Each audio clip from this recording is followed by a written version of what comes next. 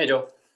Hi. Oh yeah, you're not Kate. Oh well, you sound No, I am not Kate.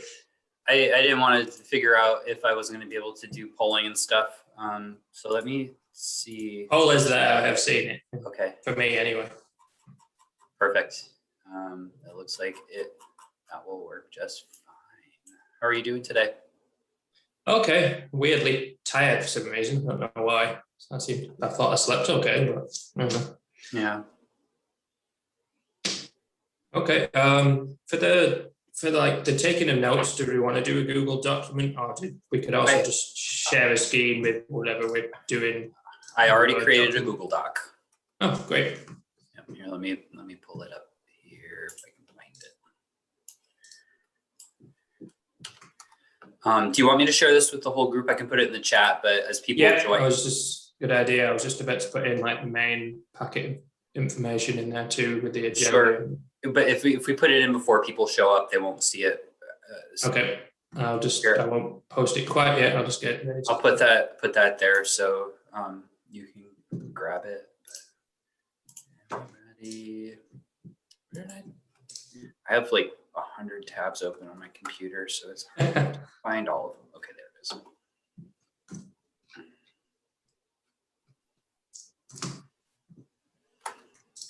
All right. Yeah, today was a wild day. We're prepping for our SEDS meeting tomorrow. So it's always fun trying to coordinate that between a number of different people. All right, here, let me change my name too so people.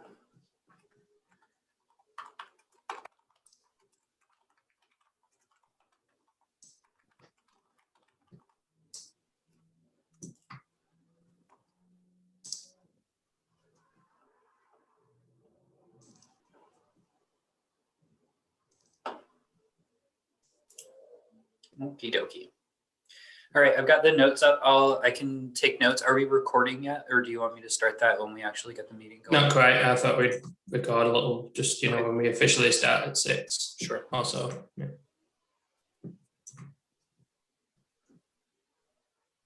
Sure. Just let me know when you want that poll launched. I think it should be pretty straightforward. And do you want me to try to get figures together sooner rather than later, or does it matter? No, we can do. I mean, if it's easy to do, you could, but we'll do it after the fact. Yeah, I figured the way I did it is 0 through 5, 0 being least important, 5 being most important. So I figure if you just tally up the scores, you'll get a general sense of how important things are related to one another. That'll work. Yeah, of course, there isn't, unlike with a sort of like penny voting thing, there's no scheme to sort of restrict the number of votes that people can allocate. So they could vote 5 for every single one of them. But, it'll be useful in either way.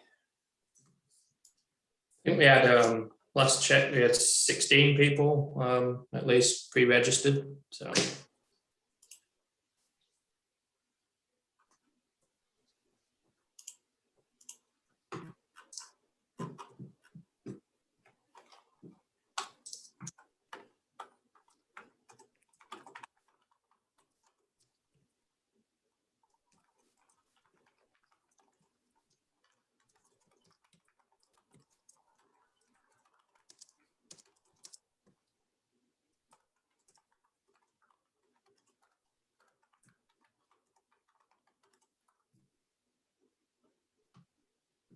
Hey, Randy, how are you doing tonight? Randy is actually from Madison, but he was curious about this whole process because we're thinking about updating the Madison Comprehensive Plan. So that's great. Welcome to hop on this and observe. Right. Yep, just observing. All right.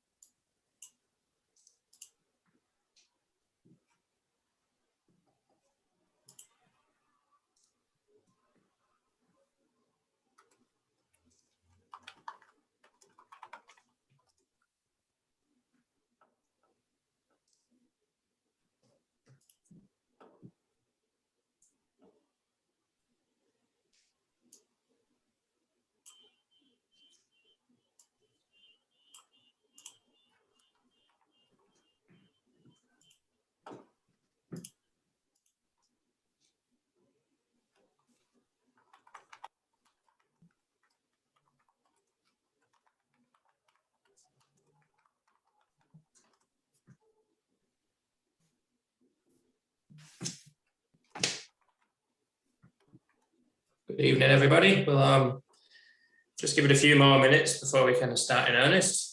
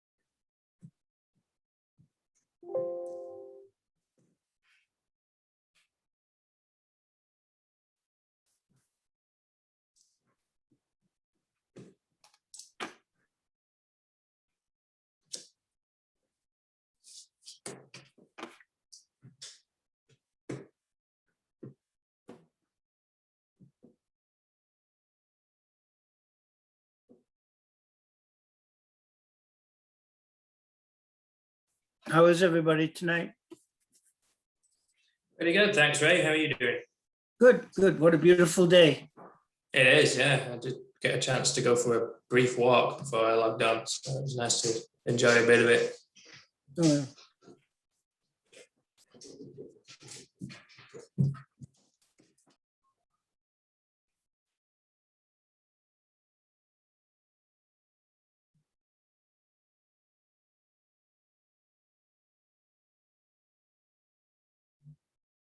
I think Erica is coming on tonight. I'm not entirely sure, but I expect her.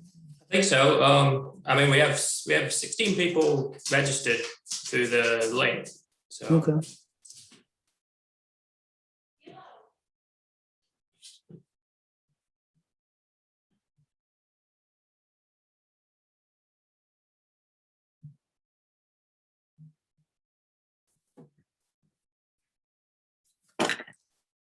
well, also, if technology behaves itself, we'll be live streaming through the Town of Winslow Facebook page. Once we start in earnest, that should hopefully automatically happen. I did a trial run and it seemed to want to work earlier, so we'll see.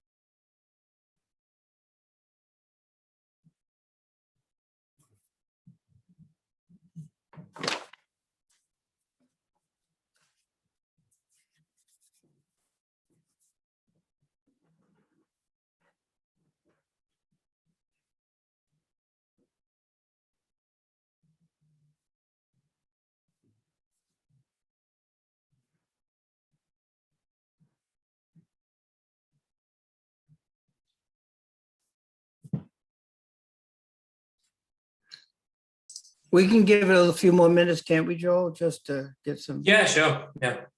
I've just kicked everything off. We are now live on Facebook and we're recording at the same time. So got those going so I don't forget. but we can give it a few more minutes. Sometimes you have to fire up the computer and log on and follow the link and this, that, and the other. And sometimes Zoom wants to do an update. And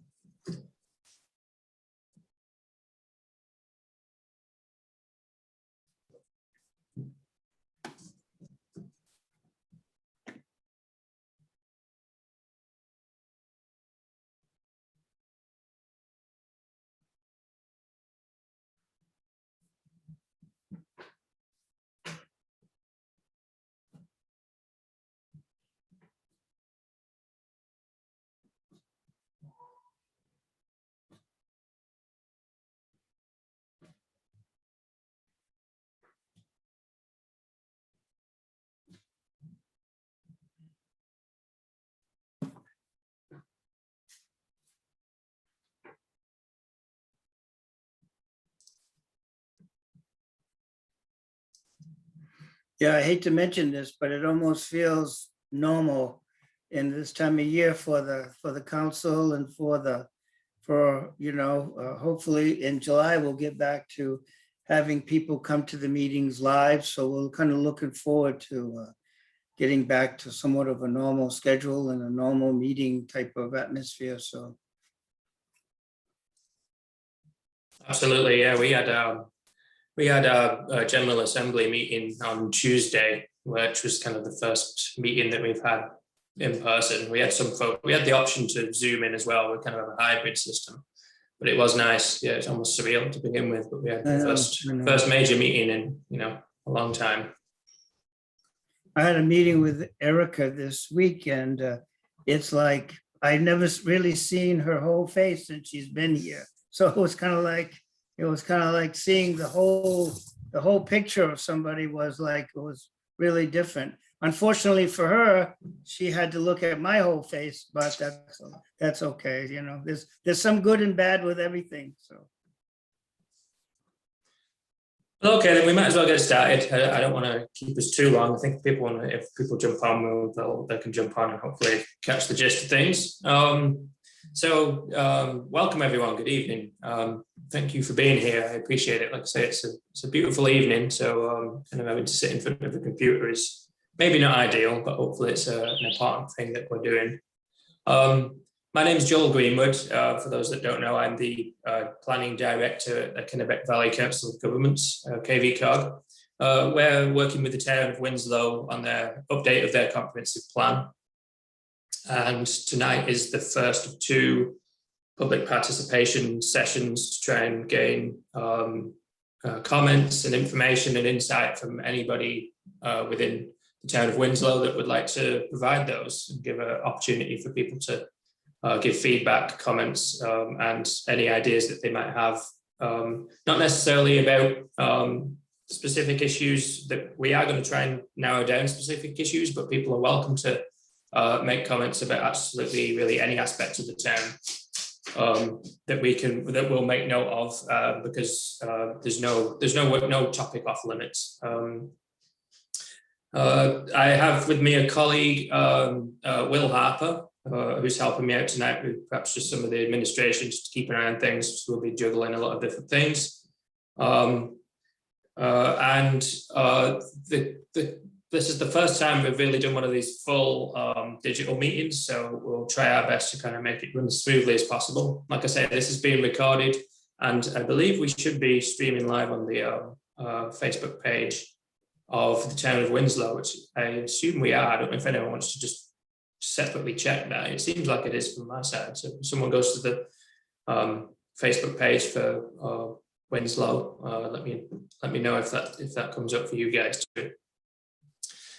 So just in the chat box, if everyone has the opportunity to open the chat, which is if you go to the kind of bottom of your browser, there's an option in the middle there for chat. There's a link in there for a Google document. That'll be kind of like the live flip chart, which, if we're in person, it'd be a big chat and we'd be noting down as information as people provide it. So that can be our virtual chat at this point. I think Will is going to try and note down appropriate people's comments in, at least summary form. So if people want to open that, and that'll be like a live updated document, just to keep an eye on what's being said, and just to make sure that everyone feels that how we've recorded the information is indeed what they were trying to convey. And obviously we can use that going forward for the committee to reference back to.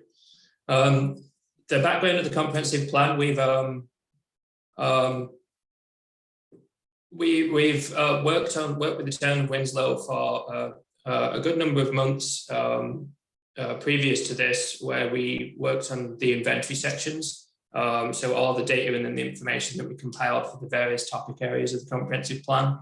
And we were just about to have these public meetings in person, and then the lockdown, the worst of the pandemic hit. So we decided to postpone things and finally kind of resurrect them now to get going again. So this is kind of the middle section. Once, like I say, we've got together a lot of that information for the data and inventory for each of the comprehensive plan's topic areas. We'll now, we did manage to do a public survey, like an online and written survey before everything, before this, to give us some input on ideas about the comprehensive plan and the town in general. And then combined with this, we'll use that information to go forward and create the goals, the policies, and the implementation strategies for the second half of the plan. So after this, there'll be another, I don't know, maybe 6 or 7 months of work on the back end of the plan, where the committee will work to formulate those, and hopefully we'll have, towards the end of the year, we'll have a completed plan, which can then go to the state. They have to say, the state will review it just to make sure it's got everything in there that they need to see. And then once the state are happy with it, then the town will have the opportunity to formally adopt it through the process that the town is. I assume there's a town vote at town meeting, something like that. I suppose, like I say, yeah, well, maybe we could do introductions, seeing as there's a few folk, not too many folks on. We can just go around if we want to do introductions, if you don't mind, say who you are and kind of what you represent, how you want to represent yourself. Ray, do you want to go first? Yeah, sure, no problem. My name is Ray Karen. I've been on the Winslow Town Council now for 12 years, and I've been working on this comprehensive plan for about 2 years now with Joel and KVCOG. And like I said, we're just ready to have the meetings, and this is where we're picking up 1.5 years later. So thank you, everybody. And there's another session too coming up next week that we'll mention at the end of the Facebook, at the end of the meeting too. But thank you for attending. I'll just go around as I can see people, because I know it's Adam. Hi, my name is Adam Bradstreet. I am the Code Enforcement Officer for the town of Winslow for a little over 4 years now. Well, I'm saying this now. All of a sudden, people are hopping on. So maybe we won't do full introductions. I mean, I guess unless anyone's desperate to introduce themselves, I think just having Ray as a town official, and obviously Adam as well, I think that'll do for now. If anyone has any general questions at any point during this, like I say, feel free. It's an open forum. Either wave your hand, press there's various ways you can try and get attention on Zoom, or also you can write in the chat box. And like myself and Will try and monitor that. Also, I'm going to try and keep an eye on the Facebook feed to see if any comments come through on that. Like I say, and just keeping an eye on more people joining. The other document there in the chat box, which should almost look like a PDF, is basically a packet of information which has the general agenda for this evening. We won't hopefully stay too long. I don't want to go much past 8 o'clock if we can help it. I know everyone's busy, but it just gives an outline. I'll just do a quick share screen of my copy of that. So this is the basic outline of what we want to talk about. The committee did narrow down. We can't talk about everything. Obviously, that would take us a long time, because there's a lot of topic areas in the comprehensive plan. literally it is comprehensive because it covers every aspect of the town.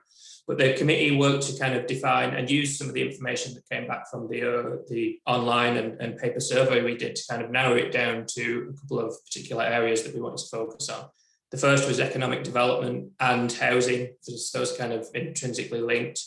The second was public facilities, actually municipally owned and run facilities that the town uses. And then almost like a mandatory one that we have to talk about for every comprehensive plan is growth and land use. So that's essentially how the idea of how the town would like to regulate any type of growth or not, as the case may be, going forward. We usually like to think of a comprehensive plan being about 10 to 12 years vision into the future. So the final thing we do is try and tailor what's called a vision statement, which is it can be fairly simple. Some communities can go for longer, but I think the Winslow would prefer to have quite a succinct one, but just a statement about how the town of Winslow would like to see itself ideally, and ideally 10 years in the future. So using that, we can understand what we would have to do to try and achieve that vision with the way that the town decides, makes priorities and decides its policies going forward. So we'll talk about those individually. Like I say, there's nothing off topic. There's nothing off topic. So if anyone has anything that doesn't necessarily fit into those, please feel free to bring it up. We'll still note that down, and we can make sure that that's heard and understood. I'm just trying to think if there's any other information that I might have missed that's crucial. Will, is there anything obvious that I might have missed? I think I've covered. Otherwise, we can get started. I think you covered it pretty well, Joel. Oh, the poll. I knew there's something else. When we do these things, when we traditionally do these things in person, we usually like to have little kind of exercises for people to almost give feedback in different ways. It's not quite analogous, but we've tried to almost recreate that and at least use a feature of the Zoom sessions here. So throughout, whenever you get a chance, will you be able to launch that poll, or shall I give it a go? I assume that this will pop up somehow if we launch this poll. And what it is basically is what we traditionally would try and do is try and discern people's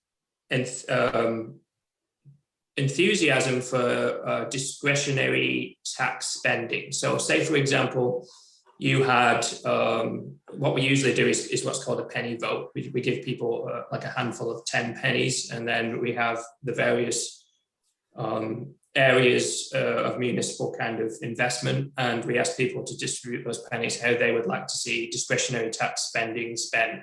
So, if there is focus areas for where the town might think about spending money, where would you like to see it spent? It's not quite analogous to that in the poll, but it does give each of the areas of town interest, and I think you can rank it between 1 to 5. So the same thing would kind of work in terms of show if you kind of try and reflect which of those areas you would favour in terms of the town being sure to try and direct its discretionary spending, its investment. So hopefully that makes some kind of sense. I believe there's about 5 or 6 different areas, and you can choose to weight your response based on how you feel about those. And we'll tally up the results, and it should give us an idea about where people's priorities are in terms of municipal budget, at least. Are you ready for that poll, Joel? Yeah, launch it and see what happens. Like Joel explains, every question is ranked from 0 being the least important to 5 being most important. So just use your judgment on what you think should be the priorities.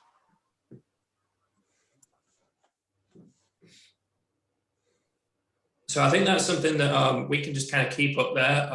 I noticed if you want to get rid of it for now and come back to it when you feel a minute, I think you can just minimize it. Is that and then do you folks have an option to click on polls at the bottom, or is that just on my screen? Because I don't know if we. I think for people who are attending the meeting and not administrators in the meeting, they'll see the poll pop up. I think you and I see the poll as an option Okay. to submit. So, I mean, if folks want to kind of whenever they might get a chance, whether it be right away or, you know, whenever you might have a minute, just to try and work your way through that, if it makes sense. Like I said, it's the first time we've done this, so hopefully it's of some use. We might refine it going forward if it's not Yeah. great. I'm keeping a track on what percentage of people have finished the poll. So I'll just let you know when we hit like 85% of completion. And that way we can ask if anybody else wants to finish it and we can close it if that's the case. Okay, great. And I'll just crack on with the, unless anyone else got any kind of questions or comments at this stage. Okay, wonderful. Thank you. I'll just get going then, so we hopefully won't run too long this evening. Let me reshare the.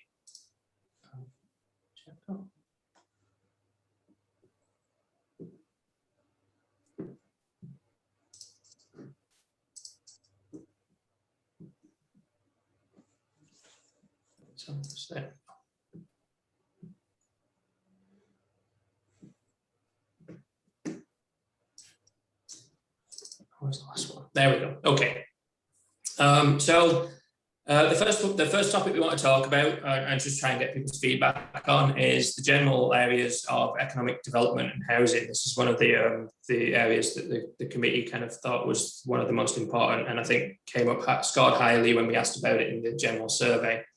I put together kind of some basic information which kind of summarizes the data that we collected from when we did the inventory section. I mean, I'll do a very brief run through that now. I'll try not to just read it all verbatim, but essentially, you know, Winslow itself has that kind of is a large community in central Maine. It has that kind of relationship with Waterville across the river. Because of the kind of the regional relationship it has, the majority of people that live in Winslow commute out of the town. Obviously, there's more people who live in town than work in town, so the majority of people commute outside of town. And there's about roughly, if you believe the statistics, which you know are not always guaranteed to be completely accurate, there's about 1,400 people who actually commute from outside of town to work inside Winslow.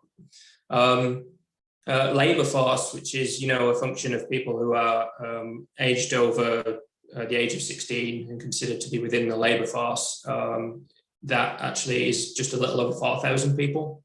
And if you look at that, how it relates to how many households there are in town, that's roughly about 1.3 workers per household. So hopefully all this kind of information gives an idea of the way that that Winslow functions in terms of its economic kind of situation, and how people kind of live and work within town. Unemployment rate is much the same as the rest of central Maine. In fact, the state of Maine, there was the kind of the large increase in unemployment thanks to the 2008 recession.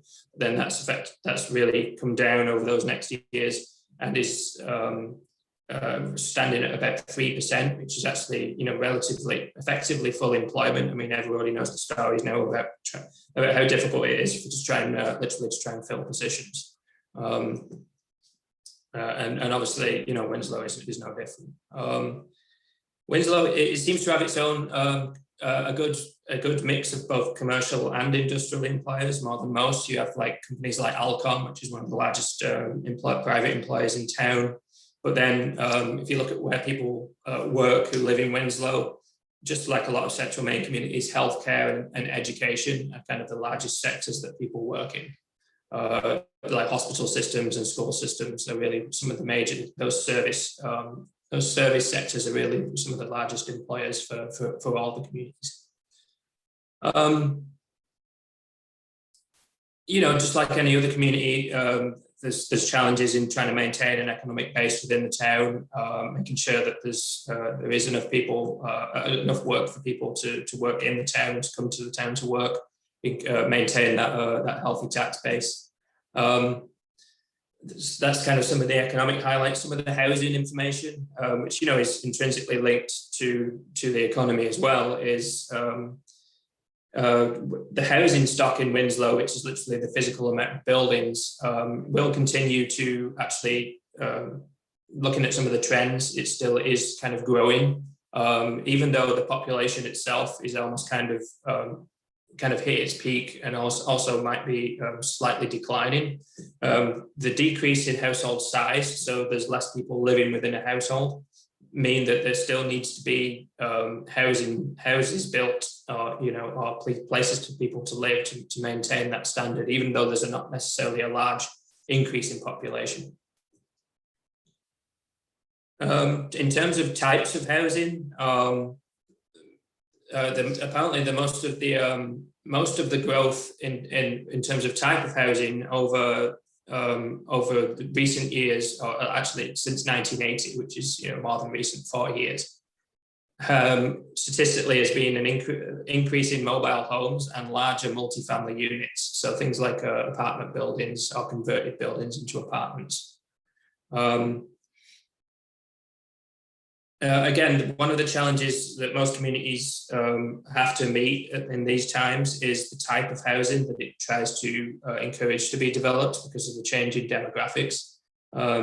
Central Maine, Winslow is no different than a lot of communities where there's an aging population, and an aging population requires different types of housing, affordable, senior type housing where there's usually smaller units, are really what affordable, decent sized, and not too large to look after, are really the kind of things that Winslow needs to try and encourage, just like a lot of communities. We talk about housing values. I think some of these figures probably don't reflect some of the recent changes, but there's been, like most places, a good healthy increase in the cost of an average single family home. I think if we looked at perhaps some of the newer market data, that would be increased even more, just like everyone's hearing about. At the same time, the kind of property values are going up. The cost of rental units is also rising, not quite in the same manner that private housing is, but that still is increasing. And the difference being is that within the if you study people's income, the way that they would determine like affordable housing is a problem, because almost like 80% of rented households, of people who live in rented households, would be unable to afford an average 2-bedroom rent within the area. So kind of affordable housing is really an issue here. And some calculations based off growth in housing stock going forward. We like to talk about 10 years in the future.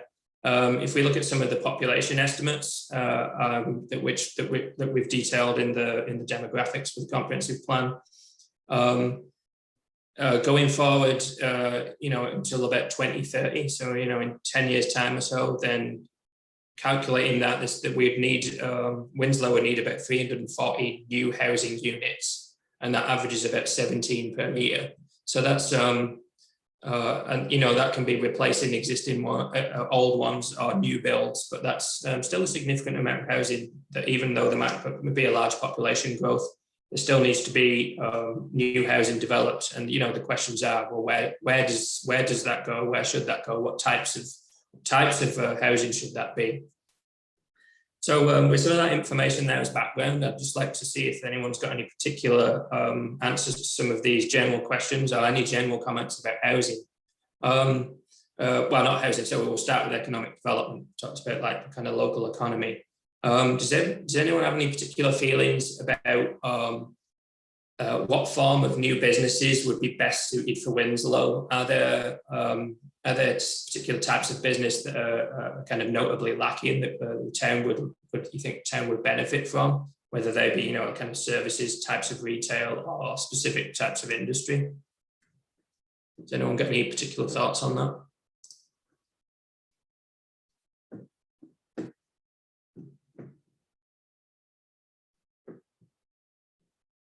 And someone's going to have to break the silence here, because Okay. I'll go for it. Go for it all. Thank you. Yep. I think that one of the things that we should do as a town is we should do some kind of a gap analysis on what Waterville has and does not have in terms of amenities and in terms of just small businesses. Colby is dumping a tremendous amount of money into Waterville, and Colby doesn't pay taxes. So all of that improved property is going to bring increased tax base, or increased tax rates to Waterville's. So hopefully we can benefit from an influx of people who work there but want to live someplace where it's a little smaller feel, a little cheaper, or less expensive property tax wise. But also we should be looking, like I said, we should be looking at the services that are not provided in Waterville to fill those niche markets. Just my opinion. Yeah, I think that's an excellent idea. There's no point trying to almost compete with a community across the river. You've got to look for where there are opportunities for where Winslow could provide something that's not available, not just in Waterville, but the central main region, I would imagine. I think that's so. Yeah, actually doing some kind of targeted analysis rather than just kind of doing some actual research and further study into that, I think is a great idea. Anyone else got any other thoughts about the kind of economy or kind of business climate within Winslow and how it kind of relates to the region? Just for my own, I'm trying to listen more than I'm trying to speak at this, being on the town council and stuff, but I will add a few thoughts of my own during the meeting. I think that, we all go to, as the population ages, we're all going to Waterville for medical appointments, doctor's appointments, lab work, all that. I'd like to see maybe a little bit more like a laboratory where we could go have x-rays or something, branching off, not just for everybody who goes to Winslow, but the medical field will be expanding, and the convenience of that and of course, affordable housing like we have Goodrows or, condominiums or all those type of things I think are critical in the town of Winslow. And, as far as what type of businesses, we have a lot of businesses that start up in the morning and kind of close at night. And those are the type of businesses. Our businesses are very close to a lot of population centers. So you would like to see major manufacturing of 3 shifts. That's always been, when Scott Paper was here, there was always some issues with the community in those areas there. So I think the businesses that interact with population centers also in the near vicinity would be very favorable. Yeah, so I would second what Earl had to say in terms of thinking about this regionally, because I think if we try to fly solo on this, we're going to be stupid. We're in a region, there are certain economic engines already in play. Let's draw and draft off of those engines and think about what is the unique role that Winslow can play in the region, and how do we position ourselves to do that thing well, rather than thinking that we're a freestanding, isolated community that has to try to do everything for all of the populations. Instead, let's think about what is it that we can do uniquely and distinctly well in that broader climate and play well in that climate. Excellent, yeah, thank you. Kind of related to that can anyone identify directly any particular barriers that might exist, real or imagined, even if they are imagined, that they still have an effect that might prevent certain or any kind of economic development or business kind of growth in Winslow? Is there any, is there a general feeling that Winslow isn't?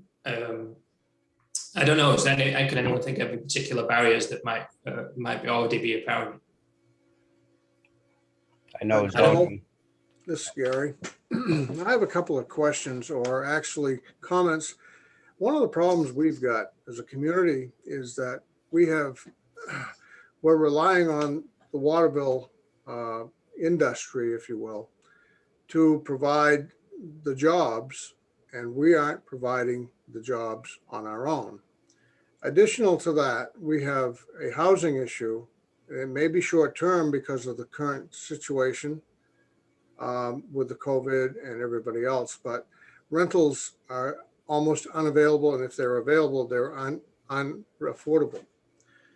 So looking forward, I don't know that we can target something that's going to happen in the next year and a half to 2 years. We need to look at 10 years out.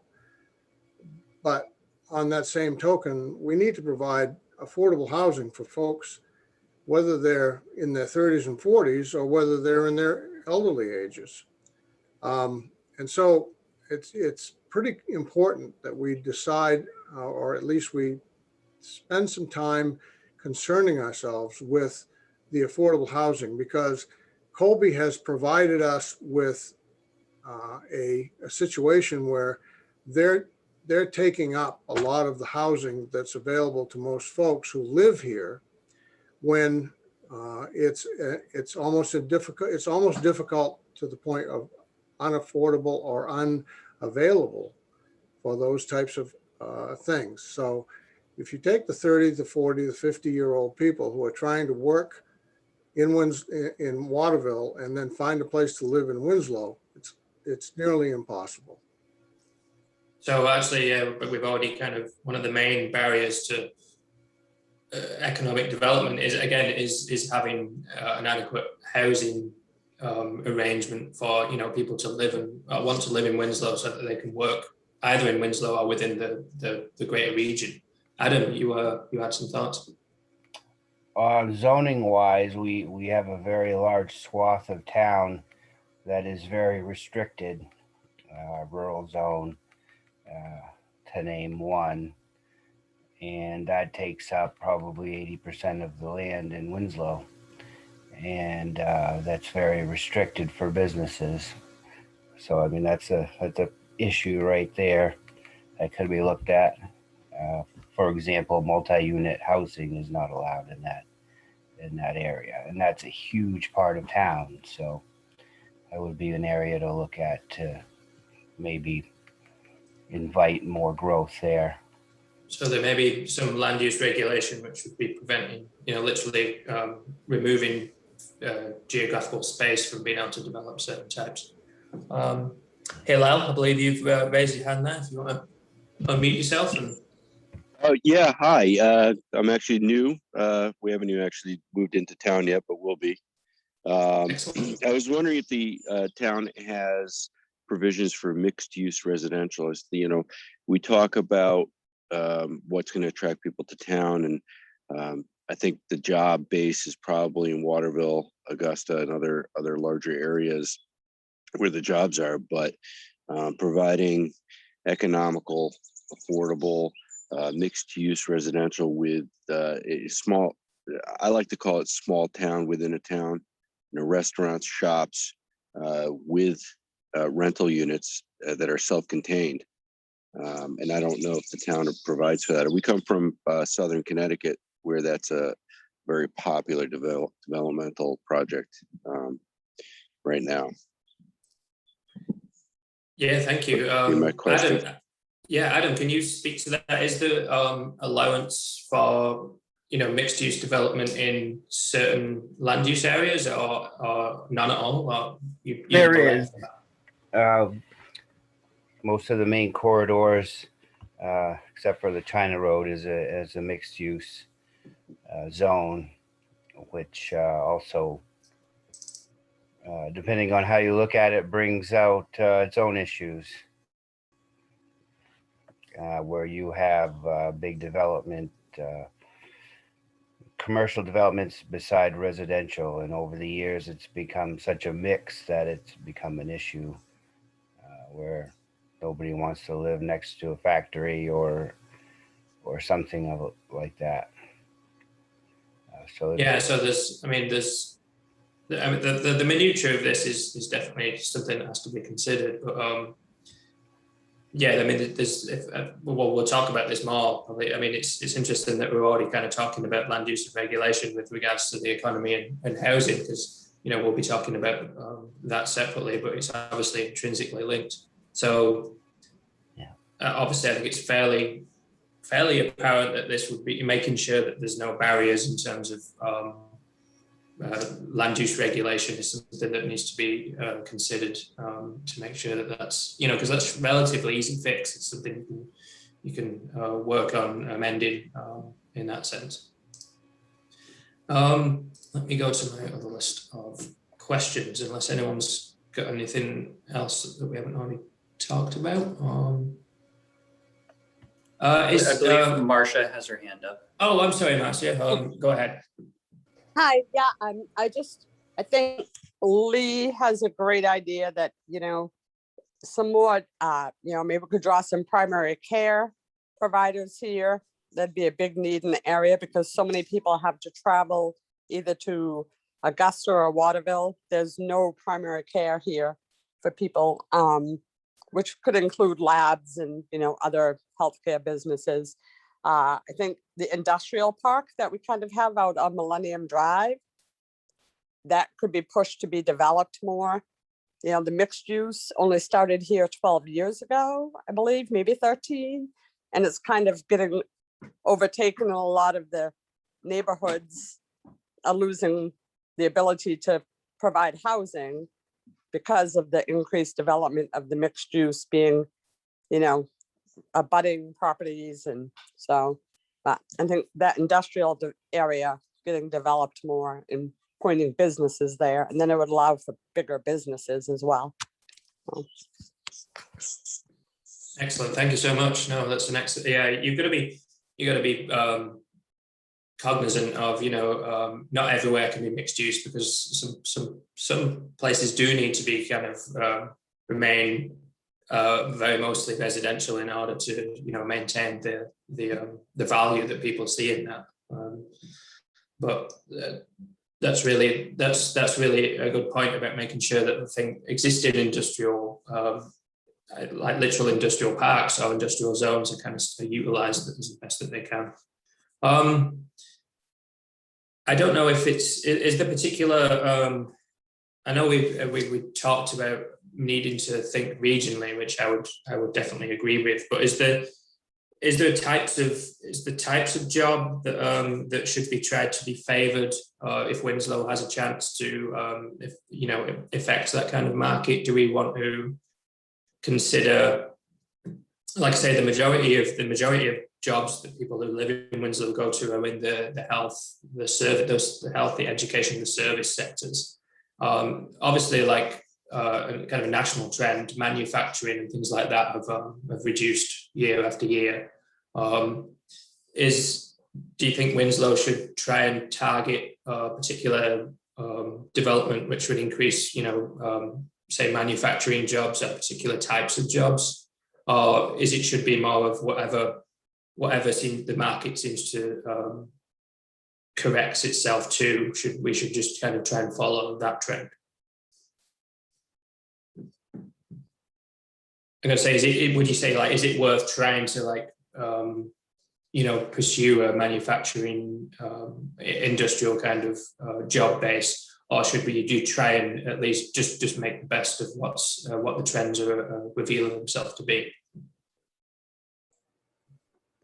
Joel, Yep. One of the things that Ellery Keene has been forceful on over the last few years is to try to develop a commercial district in addition to the industrial district. I think that the idea of having folks who come in for medical or other types of commercial type arrangements would be suited better if we had a commercial district that, helped that out. I'm speaking for myself as well. It seems to me that when we went to mixed use, it was a good idea. Apparently, I wasn't involved in that. But at this point in time, we don't have the real access to commercial districts that we used to have. And if it were probably investigated more thoroughly, there are areas in this town that could be used in a commercial district arrangement. Thank you, Gary. Hillel again. Yeah, I guess the question I have in response to what you asked is, are you developing business to attract business in town for people who live in town? Businesses that want to relocate into any specific area usually do so because of workforce availability or space that they may need. And right now, a lot of the space needs have contracted for work at home. So you're looking at tech industry, manufacturing, fabrication. But is there the labor pool? And ask yourself, do you want to have business in town that employs people who live in town? Do you want business in town that it just has people come in and work in town and then leave? When I talked about mixed use, I guess I should have clarified. I meant mixed use residential, a rental housing complex that has small shops, food, prepared foods, things for people to do within, I don't know if you've heard of the town center concept, but that's kind of what I'm talking about, a small town within a town where you're attracting people regionally don't want to live downtown or can't afford to live downtown, but want the resources of a residential community,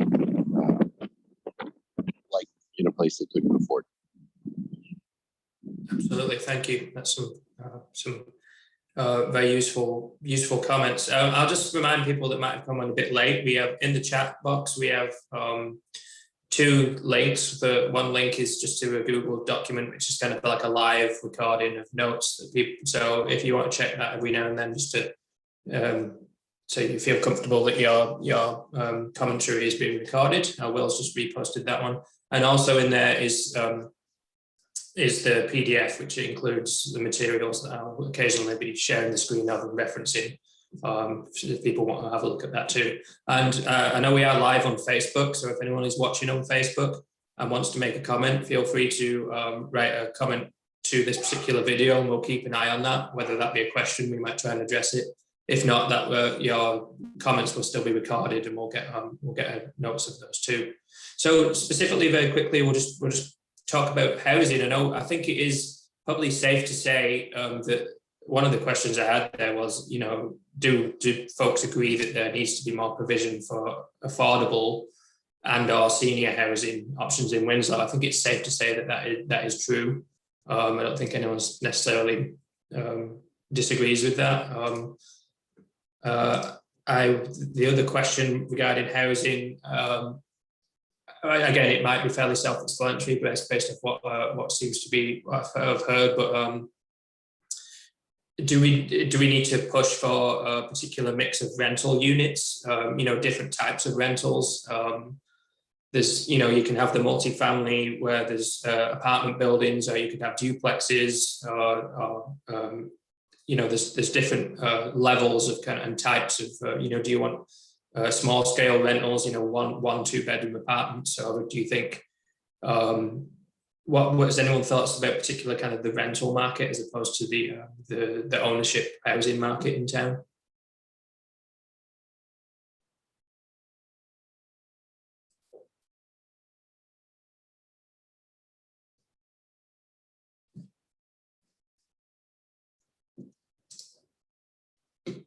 I mean, do folks think that it needs to be?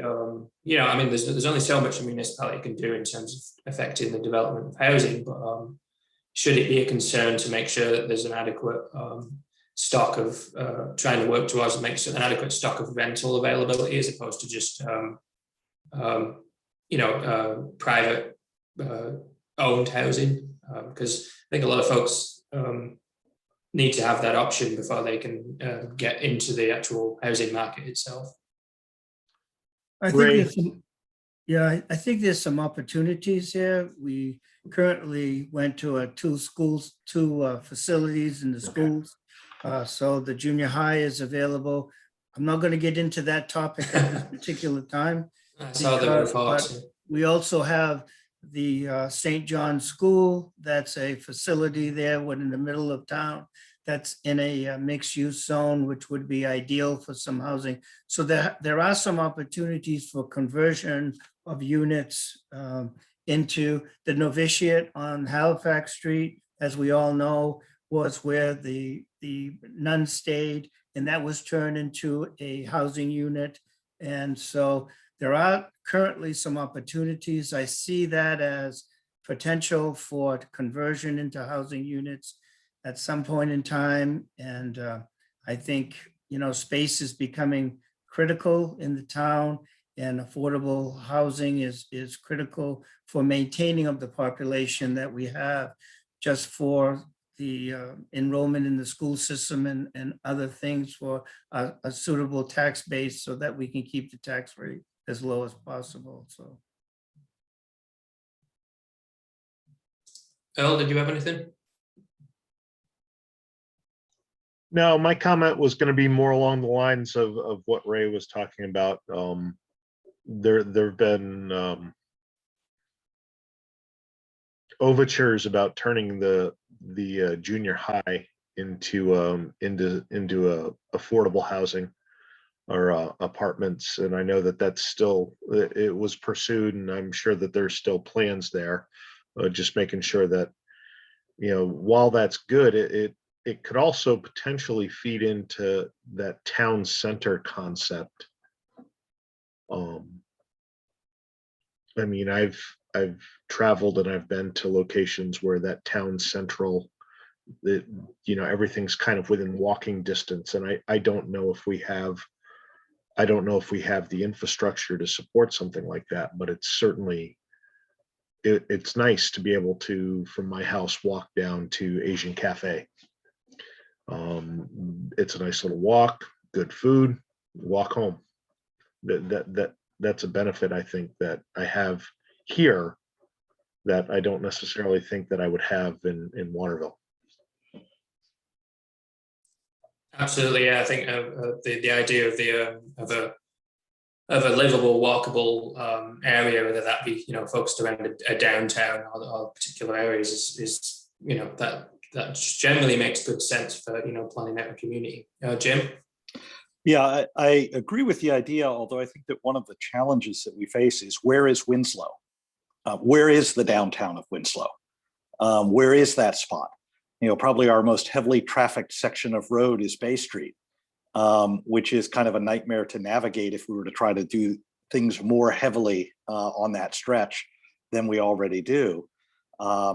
So, I think that that's an interesting idea. I just don't know how one develops it in a way that people can get there, do the things they want to do, and get where they need to go. So I see that as an interesting opportunity, but a challenge as well.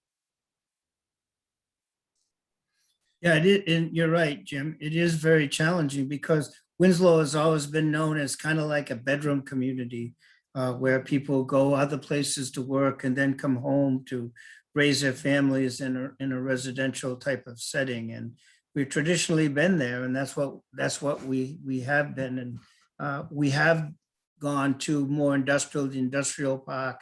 Augusta Road is becoming heavily industrialized, Bay Street. We have a lot of people that are moving into warehousing space where there's available. If there's a warehouse in their space, people are trying to find it just as quick as they can right now, especially if you look on Lithgow Street right now, is that buildings that we thought would never be occupied again in the future are now really in high demand. And so those type of businesses that you see that are moving into the town with that type of commercial warehousing and then manufacturing mixture is really in high demand at this point. Excellent, thank you, Ray.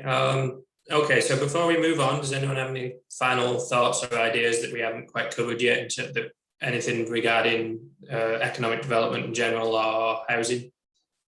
I actually have something to contribute. Awesome. Thanks. One of the towns that I've always been fascinated with because of how it looks is Scarborough. Scarborough is another town. They don't really have like a village center, or rather their village center was sort of subsumed by that Route 1 commercial stretch that you probably know if you've been to Scarborough. One of the things they've been trying to do in the last few years is to sort of carve out a village. And the way they're doing it is by trying to turn the Scarborough Downs Raceway into like a de facto village. And so I think you all are probably in a better place than Scarborough is now. But one of the things that they ran into is not really asking the question of what that housing should look like early enough and trying to think of the consequences, because some of the things they've run into are like huge traffic demands where they're installing traffic lights on roads that 30 years ago were dirt, country lanes. And so I think it's an interesting conversation to be having about, do we want a village center? What should it look like? What should housing there look like? And really trying to have that conversation now before it becomes a problem. So yeah, it's good, encouraging to hear that. Go ahead, Jim. Yeah, Will, that's a really great and interesting example of how to think about that puzzle and problem. I guess one of the things, and this doesn't fit neatly in the agenda, I'm sorry, but I'll feel bad if I don't say something about this, is no problem. So many people, their entry point into Winslow and their view of Winslow is coming across the bridge from Waterville. And what is that first view? Does it say that you've landed somewhere? It doesn't say you've landed somewhere. You're coming into a spot that looks like it's forgotten and unused, and has no plan, no direction, no sense of you're going somewhere or you've landed somewhere. So it seems to me that in terms of economic development, if we want to attract people to Winslow, we actually have to have a Winslow open door and a front door that looks attractive and interesting and sort of guides people to options and opportunities and makes them want to actually stop in Winslow instead of get through Winslow as quickly as they can to get to wherever it is that they're going. Yeah, that kind of gateway concept where you like you say, you know that you're coming into a particular place and makes you want to explore it. I believe there's someone in chat was asking about the prospects for the mill conversion along the river. I don't know if anyone knows anything in particular about that, but are we talking about the mill on the Winslow side, I assume? Yeah, that would be me. I'm unfamiliar with the area, so that's the first thing I see from the Waterville side, obviously, where we're renting temporarily in the Hathaway. So I look at it, but the riverfront is a highly attractive area wherever you go. Is there the opportunity to recapture the riverfront? There's an enormous amount of property, obviously.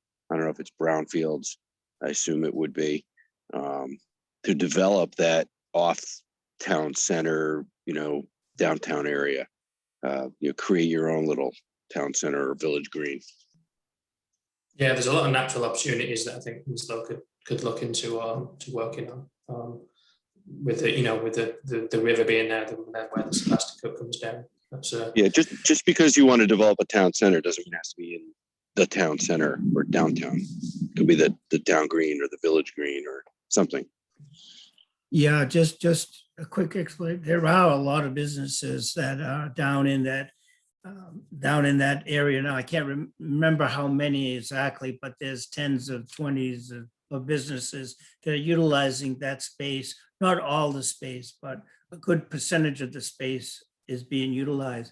Just within the last 10 years, just for information, is the actual dam down there. Actually, the land was converted into a trail system. So that's utilized by the town, which is a perfect example of taking that riverfront, you're right, and that trail system that you can access on Benton Avenue is used by, I can't even, probably hundreds of people within a week, and maybe even sometime 1,000 people during the summer a week utilize that riverfront area. Riverfront area is great. And You know, I look at the dam area, the old mill area, but a potential is going south from the bridge all the way to Fort Halifax Park, and even further where the railroad has their track all the way to Augusta. Is, to me, that's a potential for riverfront activity that would be either in trails or just, you know, those type of activities, bicycles, or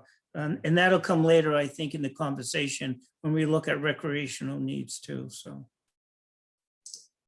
Excellent, thank you. So I will move it on now to public facilities. Actually, Erica had her hand up for a little while. Sorry, Erica. And welcome, Erica. Nice to see you this evening. Thank you. I'm sorry I'm coming in late. I thought I was on time, but I apologize. So I just wanted to address a couple of things that I'm hearing so far, because some of this is exactly what I said when I came into town as the new town manager, and probably not very welcome to be heard from me when I first started at my first town meeting. But particularly when we talked about the gateway to Winslow and coming across that river and having Clinton Ave in front of you and Bay Street off to the right, and what that looks like. It's one of my first things that I said, I want to do something about that. I think that's absolutely an important area for us to do something with if we're talking about economic development, because even as a child, and I didn't grow up in Winslow, I grew up out in Smithfield and Mount Vernon, but we would come to Winslow. And as soon as we crossed that bridge, I always had the feeling that we'd crossed over to somewhere much more blue collar, a little downbeaten when you compared it to Waterville. And it is a mill town, but if you never got past that main area, which as a child I didn't, because normally we were coming over to go to the Lobster Trap restaurant or just passing through, you would think that most of Winslow was like that, and it's not the case. Winslow has a lot of really beautiful areas, and the entryway doesn't show that. So I completely agree with what Jim said about that, and it's actually been one of my initiatives. The riverfront is another one that I mentioned as soon as I got here. The problem with that mill area, I think when Scott closed, that was our big opportunity as a town to have done something with that, and unfortunately, you know, it's before my time. I'm not sure what the politics or the finance situation was at that time, but Martin's owns it, and my understanding is that they're not really going to be willing to let go of it. So that ship may have sailed. So what Ray was saying about moving south along the shoreline, we may have a lot more opportunity there. I think that the mill area would have been a wonderful multi-use, you know, shops, restaurants, loft apartment type things with community space and incorporated into the trail. But I just don't see that as being something that's going to happen, at least in the near future for us. And when I say near, I mean within the next 5 to 10 years, you know, because right now that property is pretty well spoken for, but it would have been a fantastic idea. Thank you, Erica. That's really, really good information. Great to see that you're already spearheading these kind of things that have been identified by folks here tonight. So great minds think alike, which is good. So yeah, just in the interest of expediency, I will just move on to public services. I mean, this is essentially exactly that. It's just we'd like to know what, you know, there's several questions. And just a quick reminder for those folks, what's the poll looking like, Will? There should be a poll available for folks to choose what they consider their priorities for, you know, municipal investment. If you get a chance, try and work on that. 81% of people have voted. There you go. I don't know, for those of you who joined us a little bit later, Erica, can you see the poll?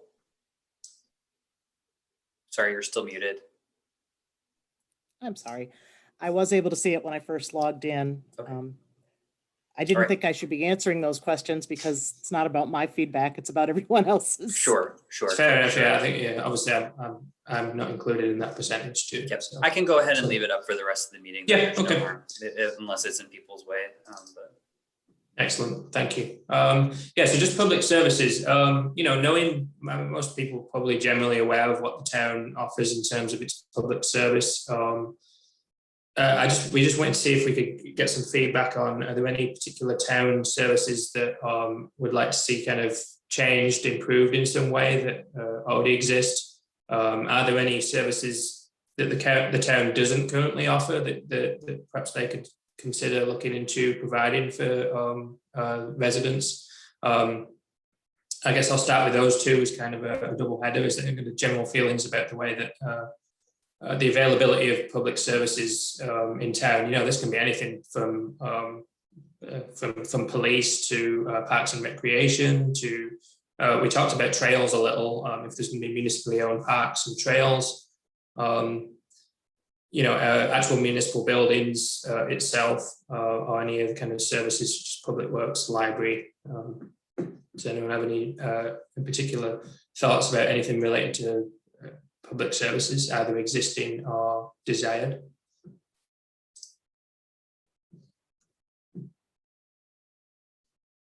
Well, if nobody's got anything, that must mean everything's perfect. So you can just tick a box on that. Right? Well, if no one's going to say anything, I'll be Go glad ahead, to Ray. fill a little void every once in a while. One of the things when I go to other towns that I think Winslow would benefit from, and it is like a recreational and a community type of center. I think that, we use the school system a lot for the gyms, for adult education, for a lot of meetings. But some people, don't like to go into, some elderly people and a lot of people don't like to go into the school system. They would like a separate type for recreational purposes, like basketball for adults or aerobics classes or those type of things. So I see, and as in the lack of a downtown, but what unites a community could be a community center where we could run out of and run programs out of. And I think that would enhance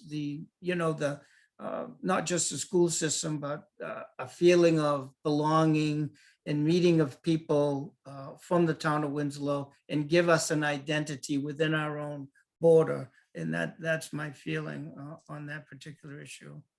And that might tie into this concept of having obviously the physical logistics and space is always an issue, but if you have that in a particular location that brings people to go there, that goes to that idea of having that the kind of core which people want to come and visit. So kind of related to that, is it safe to say that what's the status of the actual physical buildings that the town has, like the fire department, police department, the town offices?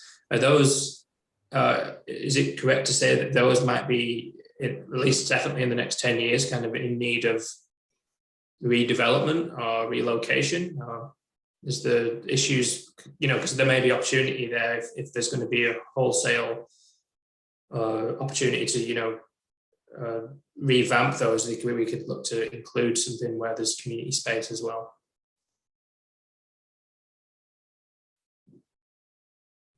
If I could, Joel. Of course, thank you.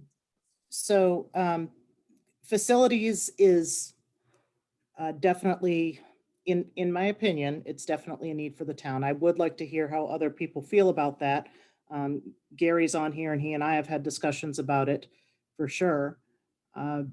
We are actually in much more immediate need of a fire station than anything else. And that's because we've pretty much outgrown it. We don't have facilities that allow, well, the facility that's there is too close to the road for existing equipment, modern day equipment that's coming in and out of that facility. The ladder truck to pull it out to do its inspection every day is actually, the bumper is in the first lane of traffic because it's too long for the building. It barely fits inside the building. That's one side of that issue. A bigger issue even than that, although that is a significant safety issue, is that the station was built in an era where there wasn't a whole lot of gender diversity in the fire corps at all. So it's not built to have separate facilities for men and women. We just today had our very first full-time female firefighter paramedic accept a job offer, which is fantastic. It's wonderful news. And in anticipation of that, we have done some renovations that are kind of patchwork. They're not what I would call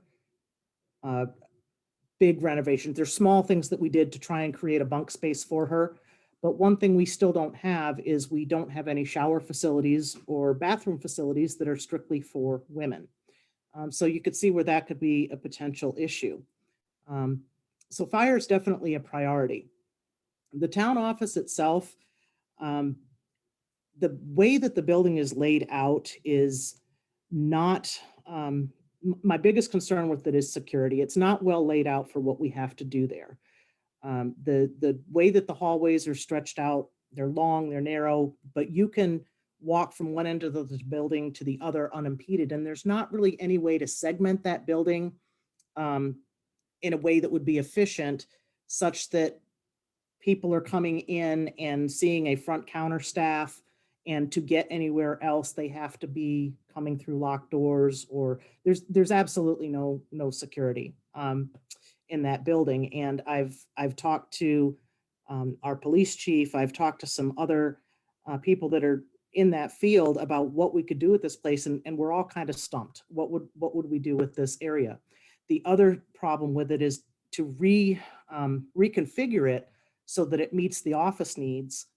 Just for space wise of what we've got is very difficult, because you've got a long corridor running down the center of the building that is brick wall on both sides. So to reconfigure the space to be more useful is very difficult. So I think long term, while the building is, we can get by with it, we can work in anything. It is certainly not ideal or conducive to the way business is done today, or to security concerns. And there are some concerns with the age of the building. It was built in, I believe, 1960 or thereabouts. It's a circa 1960 building anyway. And it is nearing end of life for what it was built for. We have asbestos issues. We have mold issues. I have some chronic respiratory issues going on among my staff that I tend to suspect have something to do with working there, because in one person's case, the only time they ever cough continually is when they're at work. So I think there are some things that we need to address, whether that's a large renovation or a wholesale relocation or rebuild. I'm not sure. I think we do need to look at bringing in some engineering though. But again, I'm also sensitive to the fact that a lot of people may not feel that's really the best expense for the town to be putting its money towards. It is, however, a necessary thing. If we're going to have services, if we're going to have people working here, we need to have an adequate facility with which they can work in. So, so I would be interested to hear what any of you have to say about what you feel about town facilities. Is that a low priority, or do you believe that the public employees that are working there do need to have, and the public coming in, quite frankly, the way we serve the public is also affected by the adequacy of our facilities. Marcia, you've raised your hand there. Yeah, I mean, I think that if we're going to spend the amount of money that we do on the equipment, it makes sense to have a facility adequate to have that equipment cared for appropriately. And I think, the police department's in the same building as well.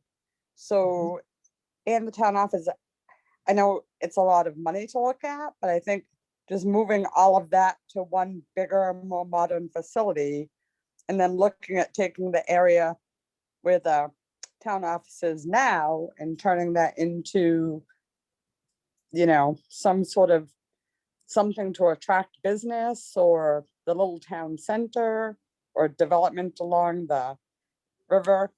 But I think getting the fire department and police department and town office in a bigger location, and maybe something a little more central. Definitely makes sense. I appreciate that, Marcia. And I think too, your sentiments echoed a lot of where my thought process was going. I do think that one thing that we should consider too is a lot of the modern facilities that are being built now, the way that some of the municipalities are saving some money on them is we're used to these brick structures that are, they look like government buildings. That's kind of the look we want. That's what we've always gone for. But a lot of them look more now like housing does, like a vinyl sided home or something like that. It doesn't have to be brick. That adds a lot of cost.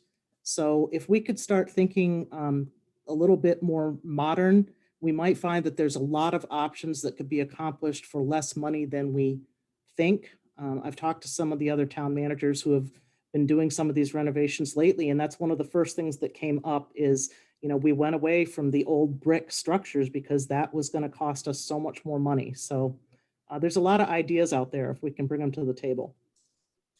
Yeah, it does seem like there's a lot of communities similar to Winslow that are hitting that same problem. It may be just, a confluence of age about when a lot of these original public buildings were built, but there's a lot of communities that are now looking at relocating and creating a new, public safety building, which includes fire, police, maybe town offices, because it seems to be a need, which is popping up around the region. Skowhegan for one, and Clinton are starting to look at that kind of thing. So that's interesting. It also seems to be the case. And whether there is opportunities there, like say if there's whether you move, then there's that frees up some town-owned space where it is now that might be able to do something about some of the other things we've talked about, whether it be business, whether it be recreational community facilities. There's it can create opportunities as well. It doesn't necessarily have to be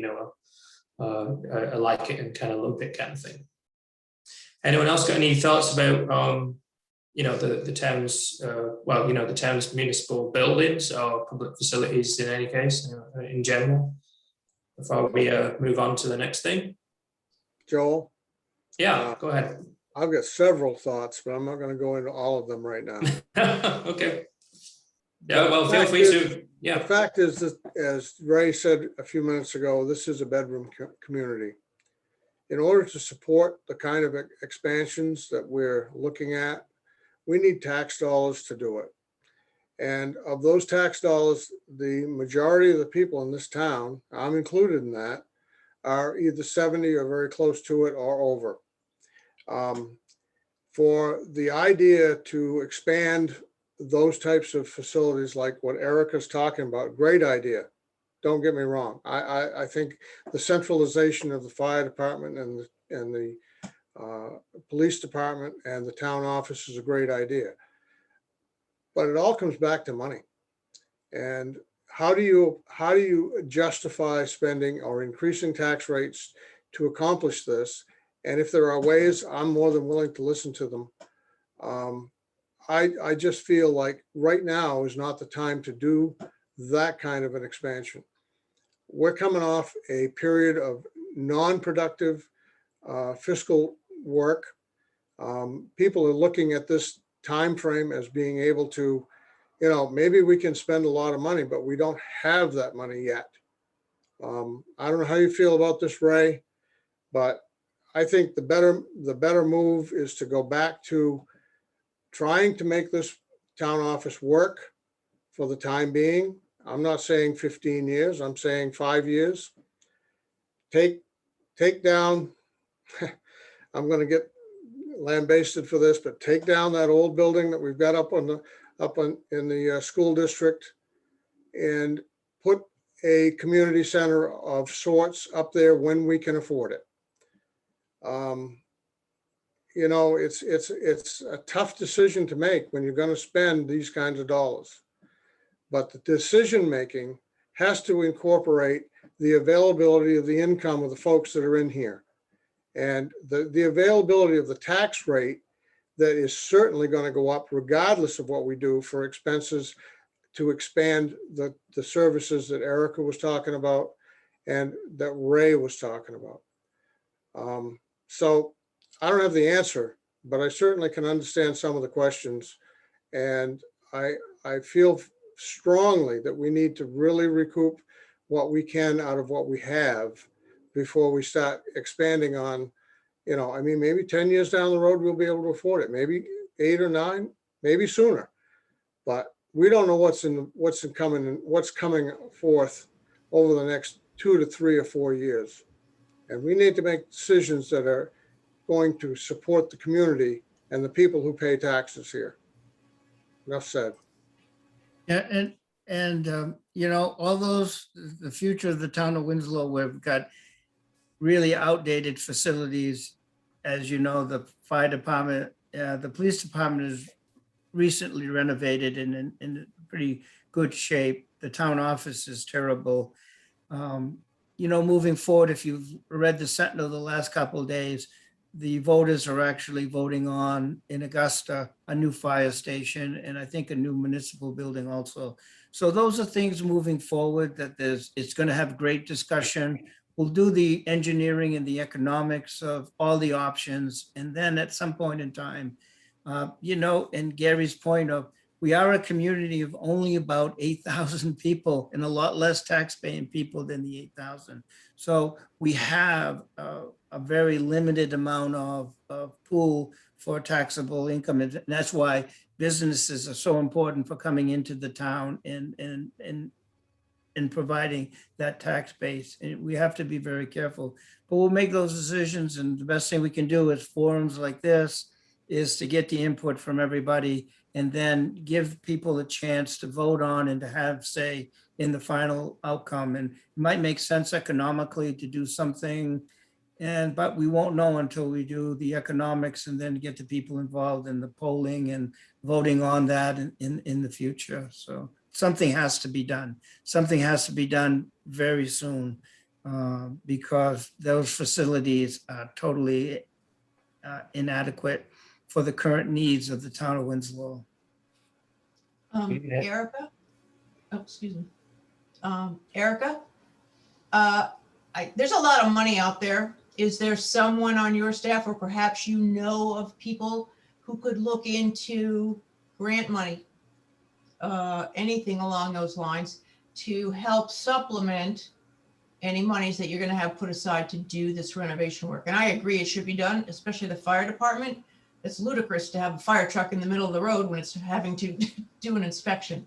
But there is a lot of money out there. I don't know personally how to tap into it, but I know there are people that do know how to tap into it. So I think maybe we need to find those people and see what they could do to help us expand in these areas. I agree, Karen, and we're always interested in finding grant funding. There's a lot of stuff that comes through from the state on a regular basis. I'm signed up on those listservs. We also rely heavily on KVCOG to help us with grant opportunities that are out there because they have people who specialize in finding those types of funding, as well as Central Maine Growth Council.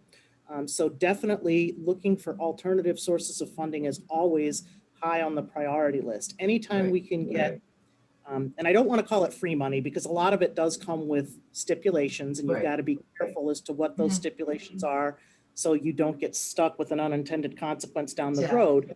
But anytime you can find ways that you can partner with the state, partner with the federal government, partner with private charitable groups or other nonprofits and try to get some of these things done, that's a positive collaboration. So definitely agree that we need to keep searching those funding opportunities out, and I am committed to continuing to do that.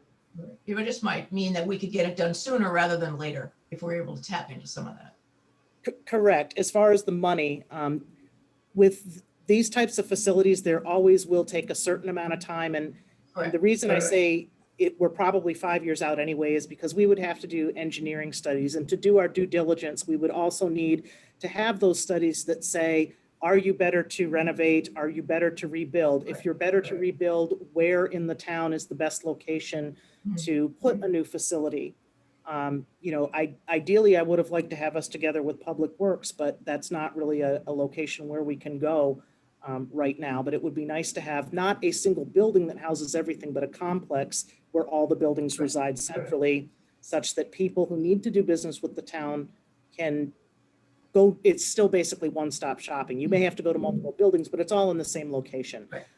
That would be ideal. I'm not sure that we can do it with where we just put Public Works.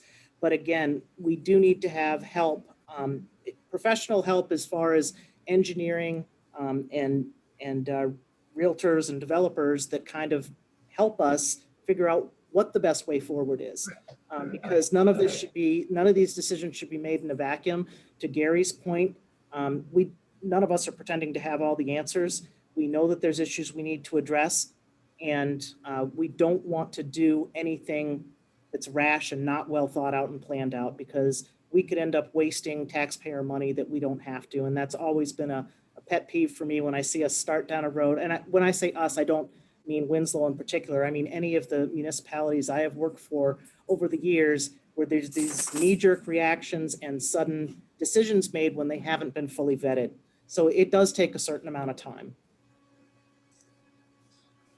Hilal, thanks for being patient. Do you want to make a comment?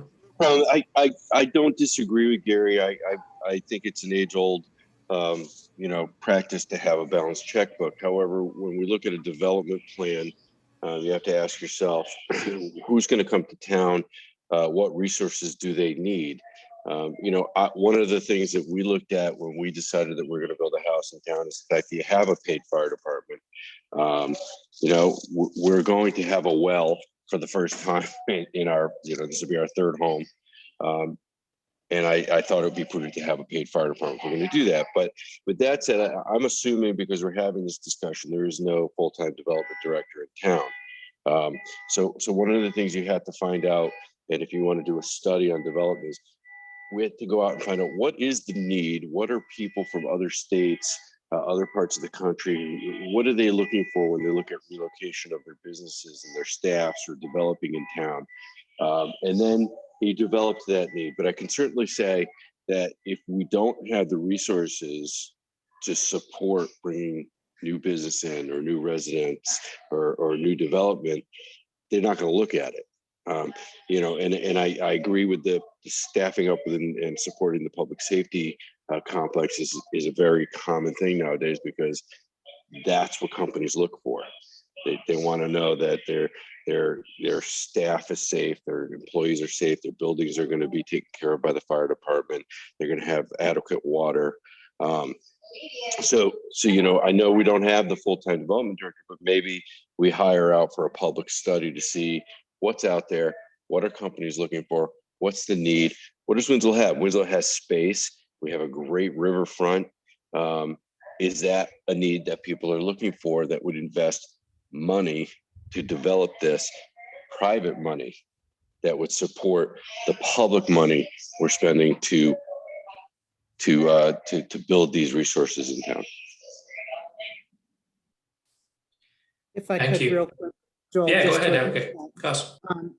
Hilla, we do actually utilize Central Maine Growth Council, because that is the development nonprofit that works with most of the surrounding communities.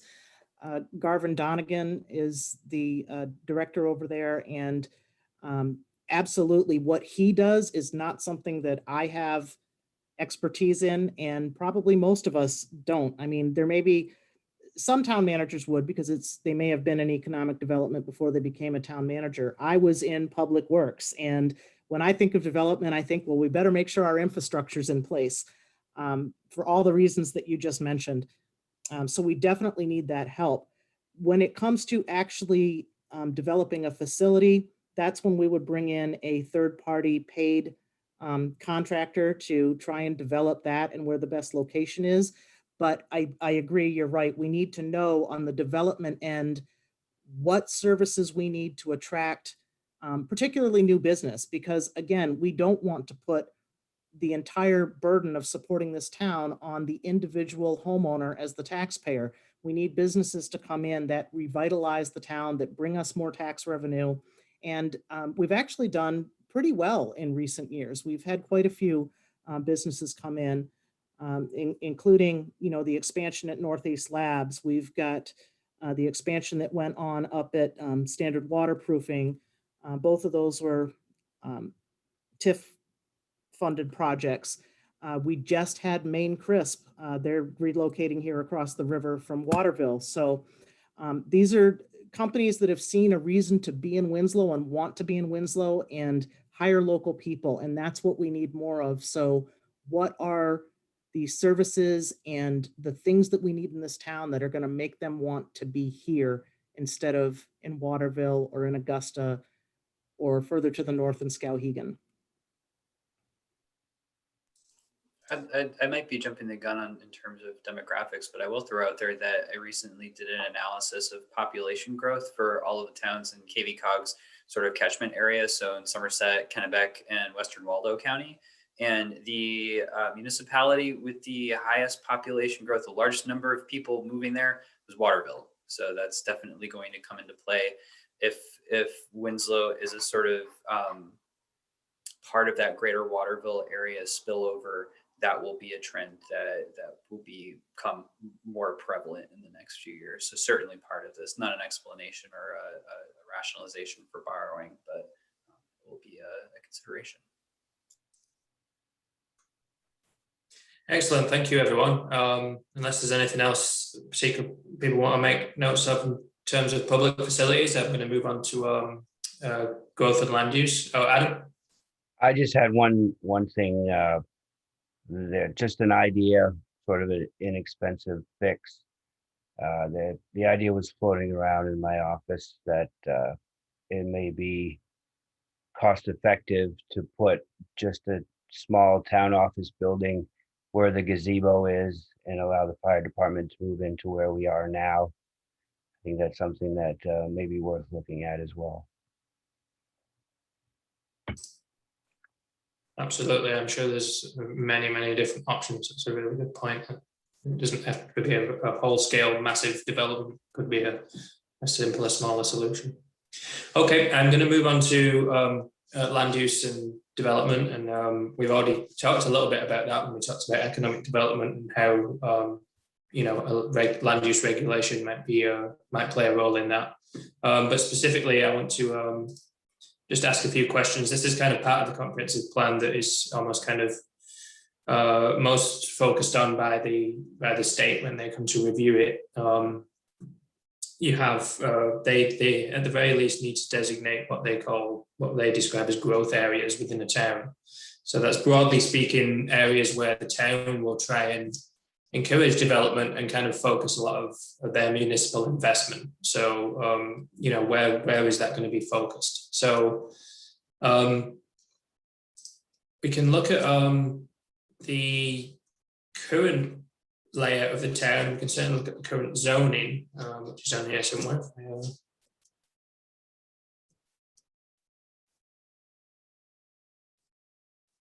So this is the current zoning within town. Is there, you know, we talked about in the housing section about that, regardless of, even if the population stays relatively stable, there's still going to be a need over the next 10 years for a significant amount of houses to be built. Is there particular areas where, you know, if wherever the next 50 houses want to be built in town, do we want to try and are they going to be okay to go along the rural roads in the outside rural areas, or would we like to try and concentrate them within the kind of more built up core? Does anyone have any particular feelings about that? Is it okay to let the housing be spread out in those rural areas, or should the town really be trying to encourage it, you know, through provision of infrastructure and, you know, like we talked about, making it attractive to live in an area where you can be close to even walkable distance of like all the amenities that that people might want to make use of. So what do people think about where, you know, where the housing should ideally try to be encouraged to develop over the next 10 to 12 years? Has anyone got any thoughts about that in particular? Well, I can tell you what one of the issues is. Fabulous, thanks. There's not a lot of property around where our high density development is, and what property is around there is mixed use. So you again come into the problem of having houses next to commercial properties. It may make more sense to try to focus on the rural areas outside of the state routes and the busy high traffic areas. Either that or rezone some of the mixed use areas into solely residential or solely commercial. Yeah, what do folks feel about that? Do you think there's a case for looking at reorganizing some of the existing zones in some ways to kind of try and change things, Marsha? Yeah, I really agree that the mixed use was a good idea initially, but if you look at it, there's hardly any actual neighborhood left. And at least in my particular neighborhood, most of the houses are on the market for maybe 5 to 7 days before they're pending. So if you could turn some of that back to high residential, you're gonna get a lot more families moving this way. And then put the businesses out, like I mentioned before, in the industrial area or a commercial area. But it really does not attract people to have a business beside you. I know I watched the planning board meeting and they were very concerned about the fact that a marijuana house could go beside them at their home, because people just don't realize what the mixed use does. It opens it up to too many different opportunities. So I think concentrating on separating that out a little bit more would be much more beneficial to draw families and home buyers, and then it would allow you to have more housing, which is a big problem in the town. So people will be more confident that if they're in a specifically residential area, then there's much less risk of something coming in their neighborhood that might not be ideal for them. Correct, Yeah. because when you're buying a high residential area, you expect it to be a high residential area. So you want to keep those people's confidence. Yeah, that's very true, Marsha. And Joel and Adam, maybe I'm wrong, and Erica, you can chime in on this, is that, if you look at density in 50 houses, if you do 50 houses in the town of, in a place where there's sewer and water, you don't need geographically the area, obviously. You can do it on probably a quarter of the acreage that you would if you need a septic system and you need a well dug. So if you're not sharing wells or you're not sharing systems, I think there's a 2-acre limitation in the rural district. So to get 50 houses in the rural district, you need approximately 100 acres. Adam, if I'm wrong, but it's where are you gonna put 50 houses, and then the land cost and all that type of stuff. Adam, could you comment on that particular? Well, one of the biggest issues I see in these developments is the price of putting those town required facilities in: water, sewer, the roads. By the time you build the roads, you've got to ask so much for each lot that it's not economically feasible. That would definitely be something to look at. I've heard astronomical figures once you put water and sewer and tar the road and do all the requirements. Something like $700 or $300 a foot. It's crazy. And I think that's one of the reasons that we're not seeing these roads built and our facilities extended. Now it comes down to money. It is incredibly expensive to place new sewer, new roads. However, I think one of the things that also needs to be considered is the trend around the country, especially from out of state people, or we're getting a large influx of people coming in from elsewhere. ever since COVID happened. And a lot of places have been moving towards these walkable communities. That's, whereas my generation, we tended to want to get out in the country and get away from everybody and have our space. The younger generations now like that sense of community. I mean, I may look at a quarter-acre lot with a house on it nearby and go, oh my God, that's just way too close to everybody. But younger people love to have that neighborhood that's close together and their kids are all playing together on the same street and they can walk to the grocery store or walk to the post office. Walkable communities is a huge trigger. When I was in Chesterfield, Virginia, they were going up like crazy. And that was one of the things that the county supervisors were trying to promote more and more, because it does tend to be what the younger generations are looking for. And as we're talking about our future tax base, businesses are important, but also young families are extremely important to the future of this town. So we need to look at the things that those families are going to want. And Hillel, it's at schools, that is also true. But, when you look at real estate listings and such, and you see those school ratings, the truth is when I was looking, and it's not at all why I chose, because I take it all with a grain of salt, but those realty listings show that Winslow's a 4 out of 10. I happen to think the school's better than what that shows, but it's certainly not the only reason people are coming to Winslow. So I think it's definitely important, but I think there's more lifestyle factors that we have to consider as well. It's a package deal.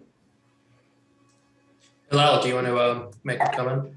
Yeah, Eric, I agree with you, actually. I think you weren't here when I had thrown out the idea of having self-contained residential mixed-use developments. And I don't mean mixed use with commercial, I mean mixed use with small grocery stores, small shops, so that people will walk. I can attest to that fact. Right now, we're living in the Hathaway, and I rarely take the car to go out. I walk from my haircut 2 blocks away. I walk to the restaurant. We walk to the shops. We walk the dog into town, things like that. So it's a great thing for the younger crowd. I'm doing the opposite. We are going to be building a house in Winslow. But I would love to be local. I would love to walk to the shops. I would love to not get in the car. I don't know where the interference is coming from, but it would be great to have everything in town. I'm a very big supporter of local business, and that's what I want to do. I'm using as many local businesses as I can to build this house. But you have to look at how do we get the people into town to support the businesses and to attract the businesses. And I've seen all over the country rental units, rental buildings that are multiple unit complexes that have stores, that have shops below them, so that it's self-contained. And that's what attracts people to town. We may not be bringing in the businesses in town that give all these hundreds of jobs or bring hundreds of jobs, but in Waterville, in the hospitals, in the major towns, they have these jobs. Why can't we take advantage of the housing and selling them the goods they need to run their lives in town? Absolutely, thank you. Just kind of the other, so is it, it seems to me that the idea of the mixed use zone as is might need to be reconsidered in terms of its maybe looking at putting that somewhere, adjusting that so that it's a bit more concentrated in a particular area rather than being as expansive as it is, and having some dedicated, maybe converting some of that into more dedicated residential and commercial or industrial areas. I mean, again, that's just some of my thoughts on that. But on the other side of it, so is it safe to say that if we were looking at, where we want the growth area to be, in general sense, we want to make sure that stays within the existing developed area of town and doesn't push out into the rural areas of the town, so more of the town on those fringes is developed. Would you rather try and kind of utilize the space that's already already kind of in that state now. But yeah, if you have infrastructure going through a section of town and you have an area that has a minimum lot size of an acre, you can only put a couple houses. Yeah, But exactly. if you have a smaller lot size, then that same infrastructure can serve more dwellings. So it might be a good idea to take a look at that too, zoning wise in certain areas.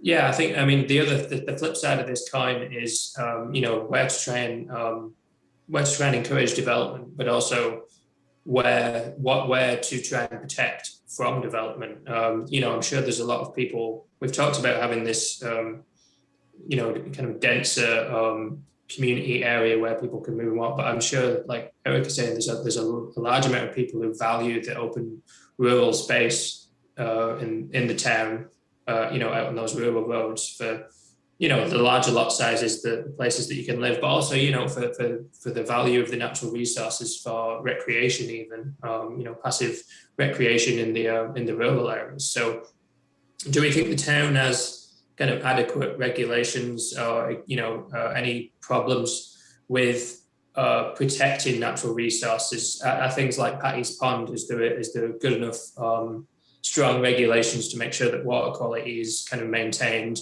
and natural areas are protected so that there's not an encroachment of development just eating up the kind of rural space that a lot of people do value in those areas of town? Yeah, with our shoreline zoning rules, that does a great job protecting our resources.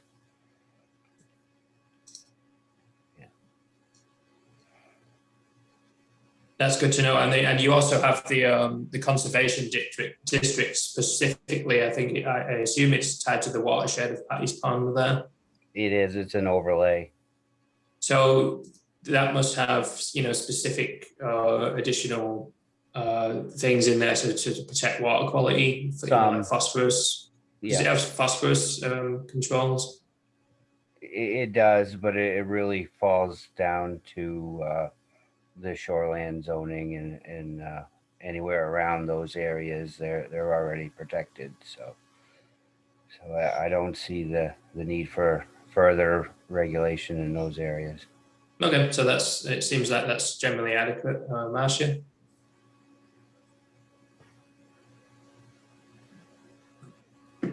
Sorry, Marcia, did you have your hand raised? Did you want to speak about that? Sorry, I forgot to unmute. I just That's okay. wrote some research that there is warehousing and storage allowed in that conservation district by maybe a permitted use or something.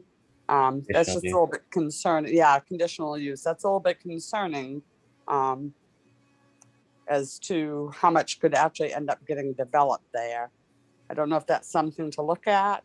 Well, they're still required to abide by the shoreline zoning rules and stormwater rules and stuff like that. So even though you have big development in certain areas, they still have to follow the shoreline zoning rules. So that's a good way to protect the resource. Okay. I had just noticed that at a point and I thought, oh, that's kind of odd, but okay. Thank you. So the overall rural district seems to be, there's not a pressure for some of those rural areas to allow, more intensive development. Those are happily kind of doing its job as being the real rural area. There's no pressure on those fringes. I have a question for everybody. I've heard in more than 2 or 3 conversations during the drought last year, people with wells were having a problem with their wells drying out. Is this a problem that Winslow is dealing with, or is it not really as common there? I haven't seen a lot of it. I'm sure it's happened, but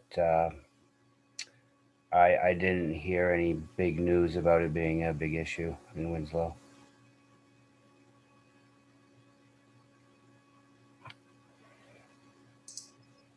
So the only other thing I just wanted to touch on in terms of land use and development, do anyone have any feelings about in terms of protecting that rural land, not necessarily for types of housing, but do you think something like any farmland, whether that be, you know, the different types of farmland is adequately, you know, protected? That can be an issue for a lot of communities that have that agricultural some kind of agricultural operations there, to make sure that farmland isn't kind of lost to potential development, and making sure that, you know, agriculture is an option for people in parts of the town. Has anyone, I think someone brought it up at one of the previous committee meetings, so I just wanted to touch on that if anyone has any particular thoughts about protection of agricultural land. So we Yeah, do if I could have, just really quickly, Erica or I could do it. We have an agricultural commission right now, committee that looks into, we have a number of programs. Of course, the Maine Farmland Trust, we utilize a lot in the town of Winslow. We just recently on the Maple Ridge Road. We also have a program that for farmers that can go into a program through the town that they will not get they will not get taxed on farm related equipment and farm related buildings, so that's they have to keep it in farmland and an active farm for a period of time. So those are two programs that we have that are trying to keep the, you know, farms that we have, active farms that we have, still being active and give them a little break on those type of things. And I think that that's a great program, and it is definitely beneficial to the people that are participating in that. Erica, any other comments? I was pretty much going to bring up the exact same things that you did. I mean, the Maple Ridge Farm, that's a 101-acre tract that is currently going under sale through the Maine Farmland Trust. I wish they were a little easier to work with. That would be my only concern with them. It has been a very long process, but the overall intent is there. And that was put forth by our Ag Commission. So they are very much very active in preserving or attempting to preserve our farmland areas, our green space. You know, they're working right now on the town forest ordinance. And the other program that Ray was referring to is the voluntary municipal farm support program, which is exactly as he described. They get tax breaks on their farm related equipment, and we inspect every year to make sure that they are continuing to operate the property as a farm. So there are programs out there. The one thing I might have a concern about how we're doing protecting them would be, I don't know that we can only do this through zoning, but there's not always a way to prevent a farmer who, say, is wanting to sell off his land and parcels and diminish the amount of farmland that's out there that way. So, I mean, really the only way you can do that is by zoning. And then at what point are you infringing upon their right to do what they want with their property? So it's not a 100% easy question, but, you know, something to think about as we go forward. What other incentives can we give to make sure that, you know, these farms that are out there, that the people who own them might have a better, might be more incentivized to, even if they want to get out of the farming business themselves and sell it, how do we keep it as a farm? Right, and, Exactly. and unfortunately, farming is not really trending. I mean, small farms maybe, but some farms who own 700 acres right now, and this is where I think our last comprehensive plan went a little too far. If they want to take part of their farmland and develop house lots, then I'm supposed to say no. And I think that's very detrimental to growth. And I think that's an issue. Everybody really wants to be farmed. Yeah. Interesting sorry. balance that you have to do in terms of But I'm glad to hear that the town is really, has these active committees that are making sure that these things are considered. That's really good. Does anyone else want to have any other say about anything to do with land use and development we haven't already covered? I think we talked about it earlier too. And then anything else before we move on to the final thing, Gary? After listening to 2 hours of this, I've come to the conclusion that we need to think about 3 or 4 different things. The first is we've taken our residential zone and made it mixed use for the most part.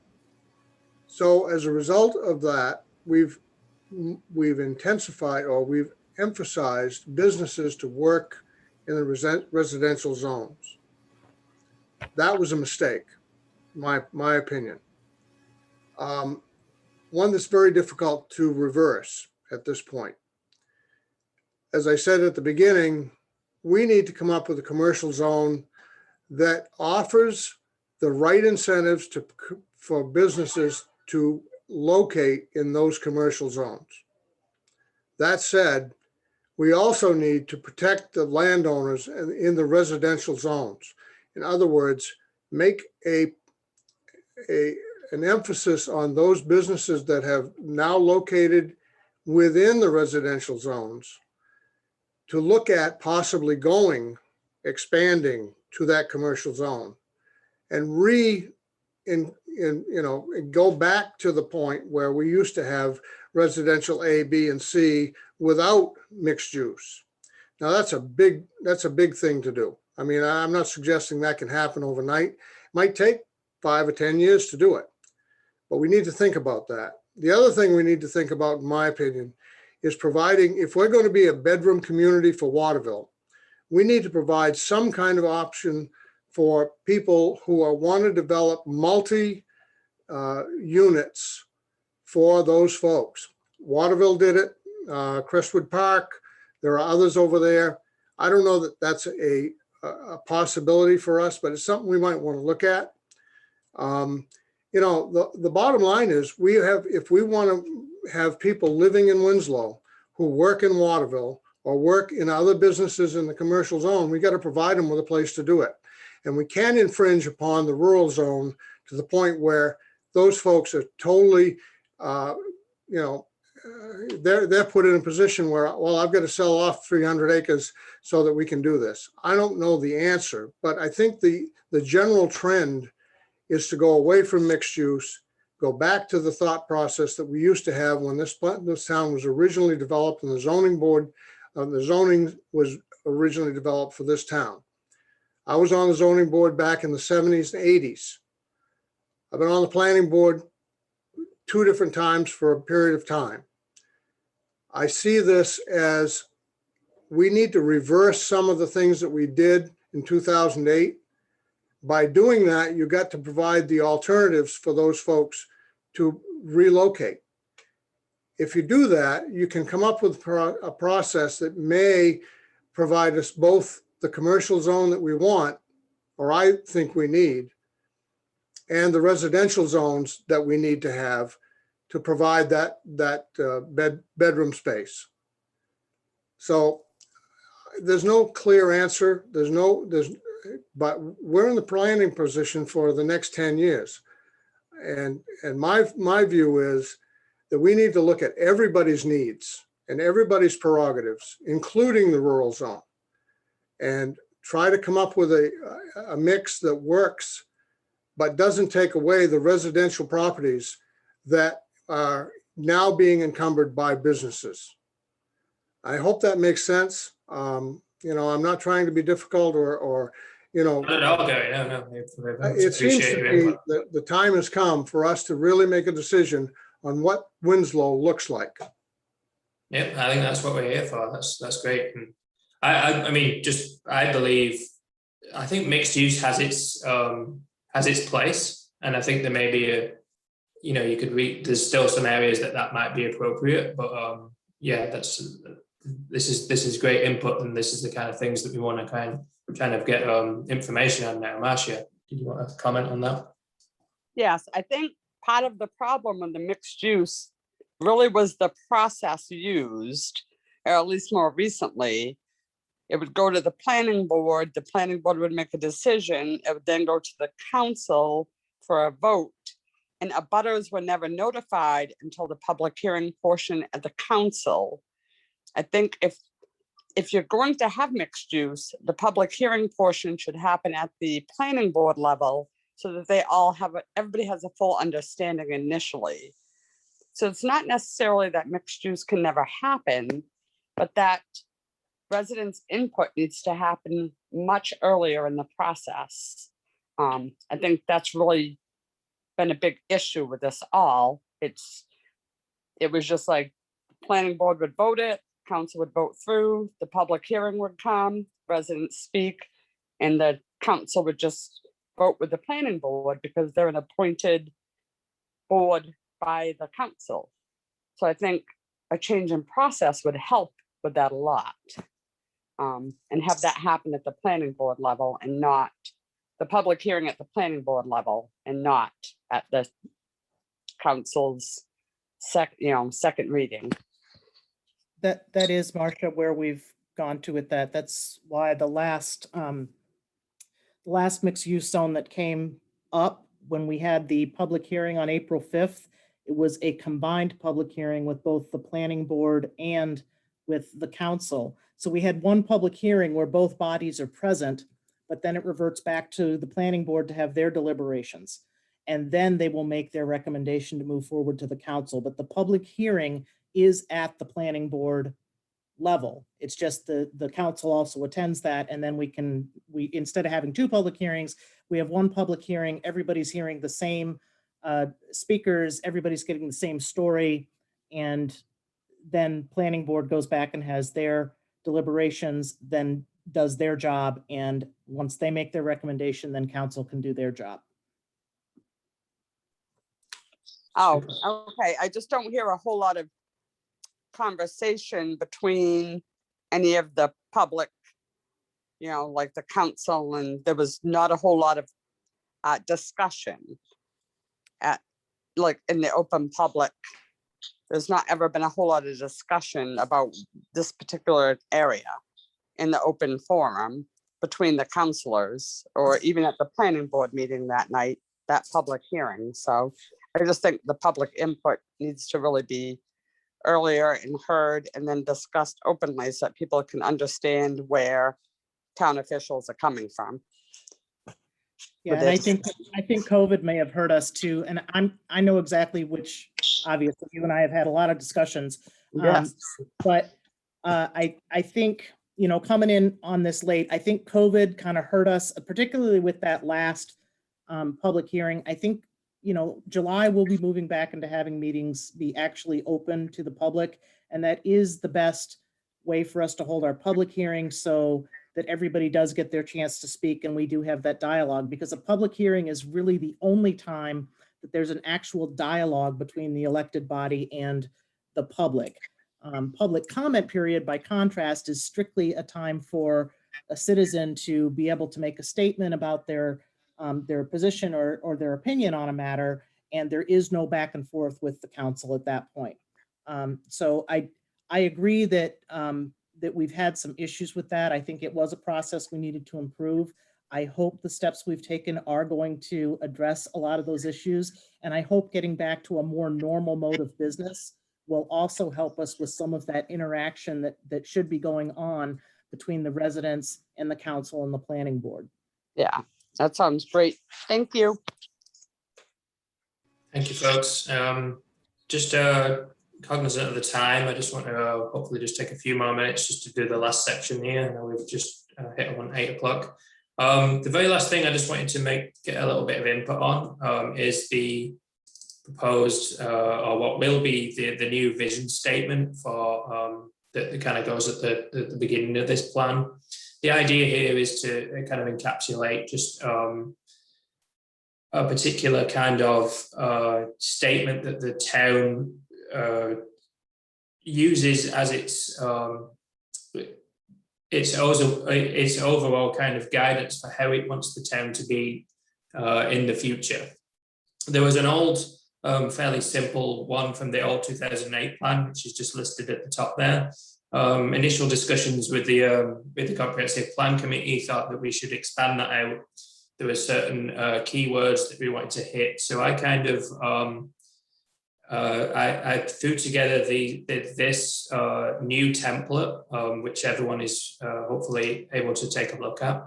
I welcome comments in there about anything that might be missing that we haven't particularly mentioned. If there's any wordsmithing that people might want to particularly change particular words. If anything looks like you should take it out, let me know. Or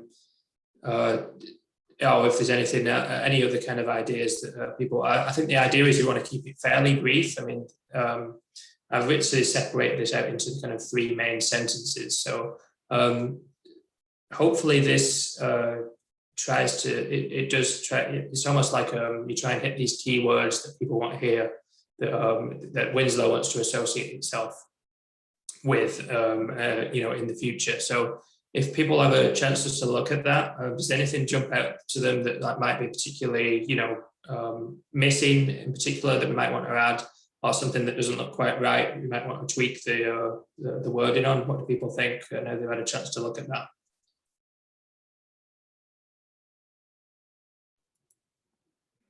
Joel, I think this is a huge improvement. Good, I'm glad, yeah. Discussion. The 2008 statement I found to be very bland and uninspiring, and I think this gives us a lot more of a feeling of what we actually want in Winslow. My OCD is hitting on the double while statements in the second sentence, but other than that, no, absolutely. Yeah.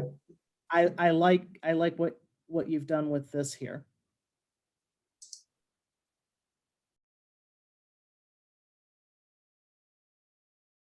I like it. Excellent. Well, I mean, this hopefully we can make available. What we could even, so if anything jumps out to anyone at any point, there's nothing set in stone until the very end of the plan.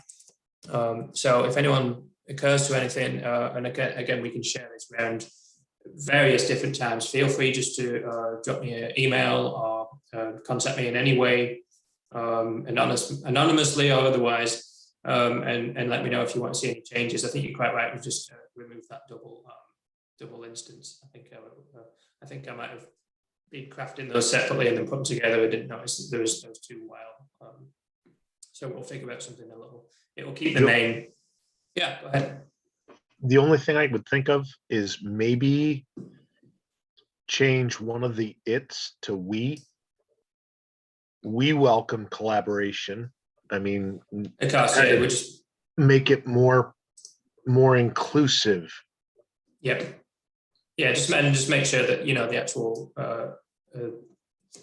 the clauses are all kind of match up here. Like it's talking about a town, as in we as in talking as the town. Joel, there's a request, and it got sent to me. If you could read the entire statement out loud, some people are doing this on their phone. Yeah, well, thank you. Yeah, that's absolutely we can. Just a second, I'll just make sure you have that. Okay, so yeah, quite right. The template that we have at the moment, I will read now, like verbatim. So Winslow is a thriving and vibrant town that balances a close-knit community with a growing commercial and industrial base. It seeks to maintain an agricultural, recreational, and ecological character while taking advantage of developing compatible business opportunities while providing world-class educational assets for its citizens. It welcomes collaboration between residents, town officials, businesses, and surrounding communities to meet the needs of the future. So it's kind of broken, and that's it. It's kind of broken into those 3 main kind of sentences at the moment. We can also, add another sentence if there's anything else that we need to address. But it's nice to hear that. I think that's at least a good starting point. We'll perhaps tweak some of the little things that have been mentioned.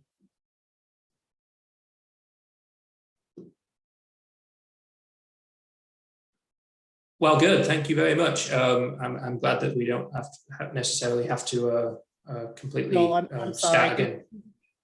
These Yeah, go are coming ahead. directly to me, so I want to, nobody else can see them, so I want to make sure. Okay, no, yeah, absolutely. Hillel said, suggest we say, we encourage collaboration in that Of final course. sentence.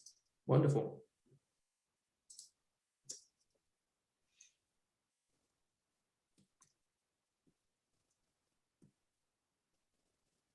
Very good. Anything else?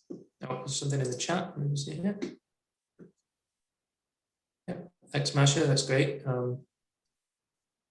Anything else, Erica, that's popped up? And say, like I say, in the meantime, there's probably other ways we can share this. We can maybe put it on the town Facebook page or other in other forums just to get comments. I'll stop sharing that for now. Excellent. Well, that's it. And I make it 7 minutes past 8, which is pretty good. We're a little bit just, and we got started a little after, so that's probably 2 hours, 5 minutes, which I think is pretty good. Anything else? Is that, yeah, Ray, you go ahead. Yeah, just if you could mention the time of the next meeting. Of course. That would be good. Just so. Yeah, pass it yes, on. exactly. For those, obviously for those here, and if people are going to watch back the live Facebook video of this, which will obviously stay on the town's Facebook page, this is not the only opportunity to have a say about everything here. We're going to have another one of these sessions covering exactly the same areas on Tuesday next week, which is the 22nd, I believe. Same time, 6 o'clock. We would like you ask people to register for that through the link, which I believe is available on the town's Facebook page. There'll be a post about that, and also KVCOG has a page also which has a registration link. So that we'll be doing the same thing again next Tuesday. If there are any questions about that, about registering for that, then get in touch with either ourselves at KVCOG. I'm sure Erica can point people in that direction also.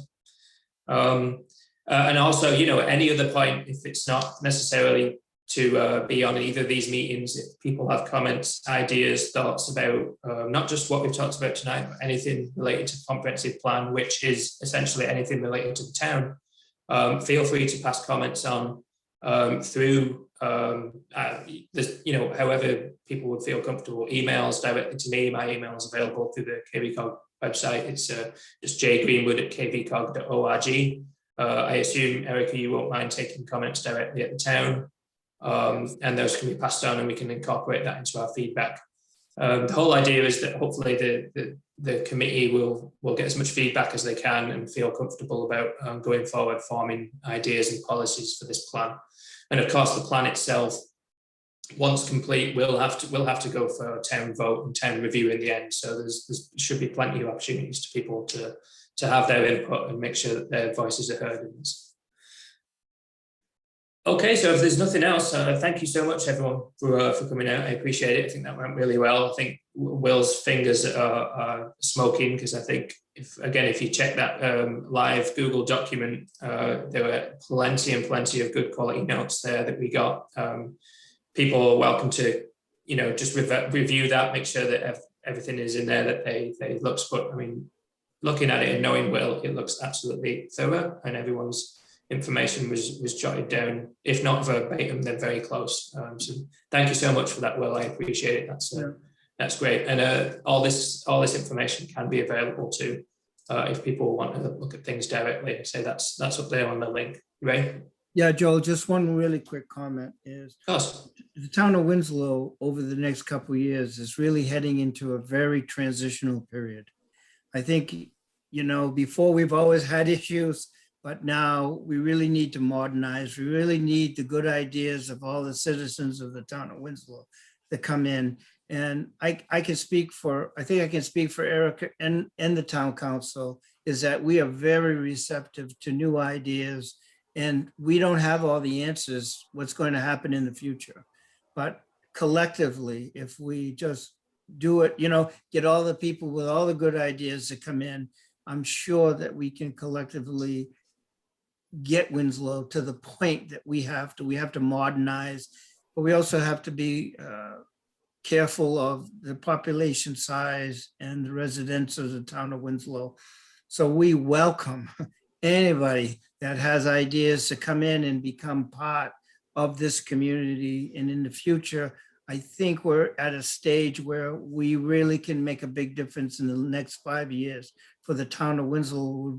Is going to be, this is a crossroads that we're going to have to do to get to the future. And this is one step, and we welcome anybody to come in and give us a hand, please. We want it and we need it, and we need our help, because we definitely don't have I don't have the expertise, and I need people from outside the community to come in and help us out with a lot of these issues.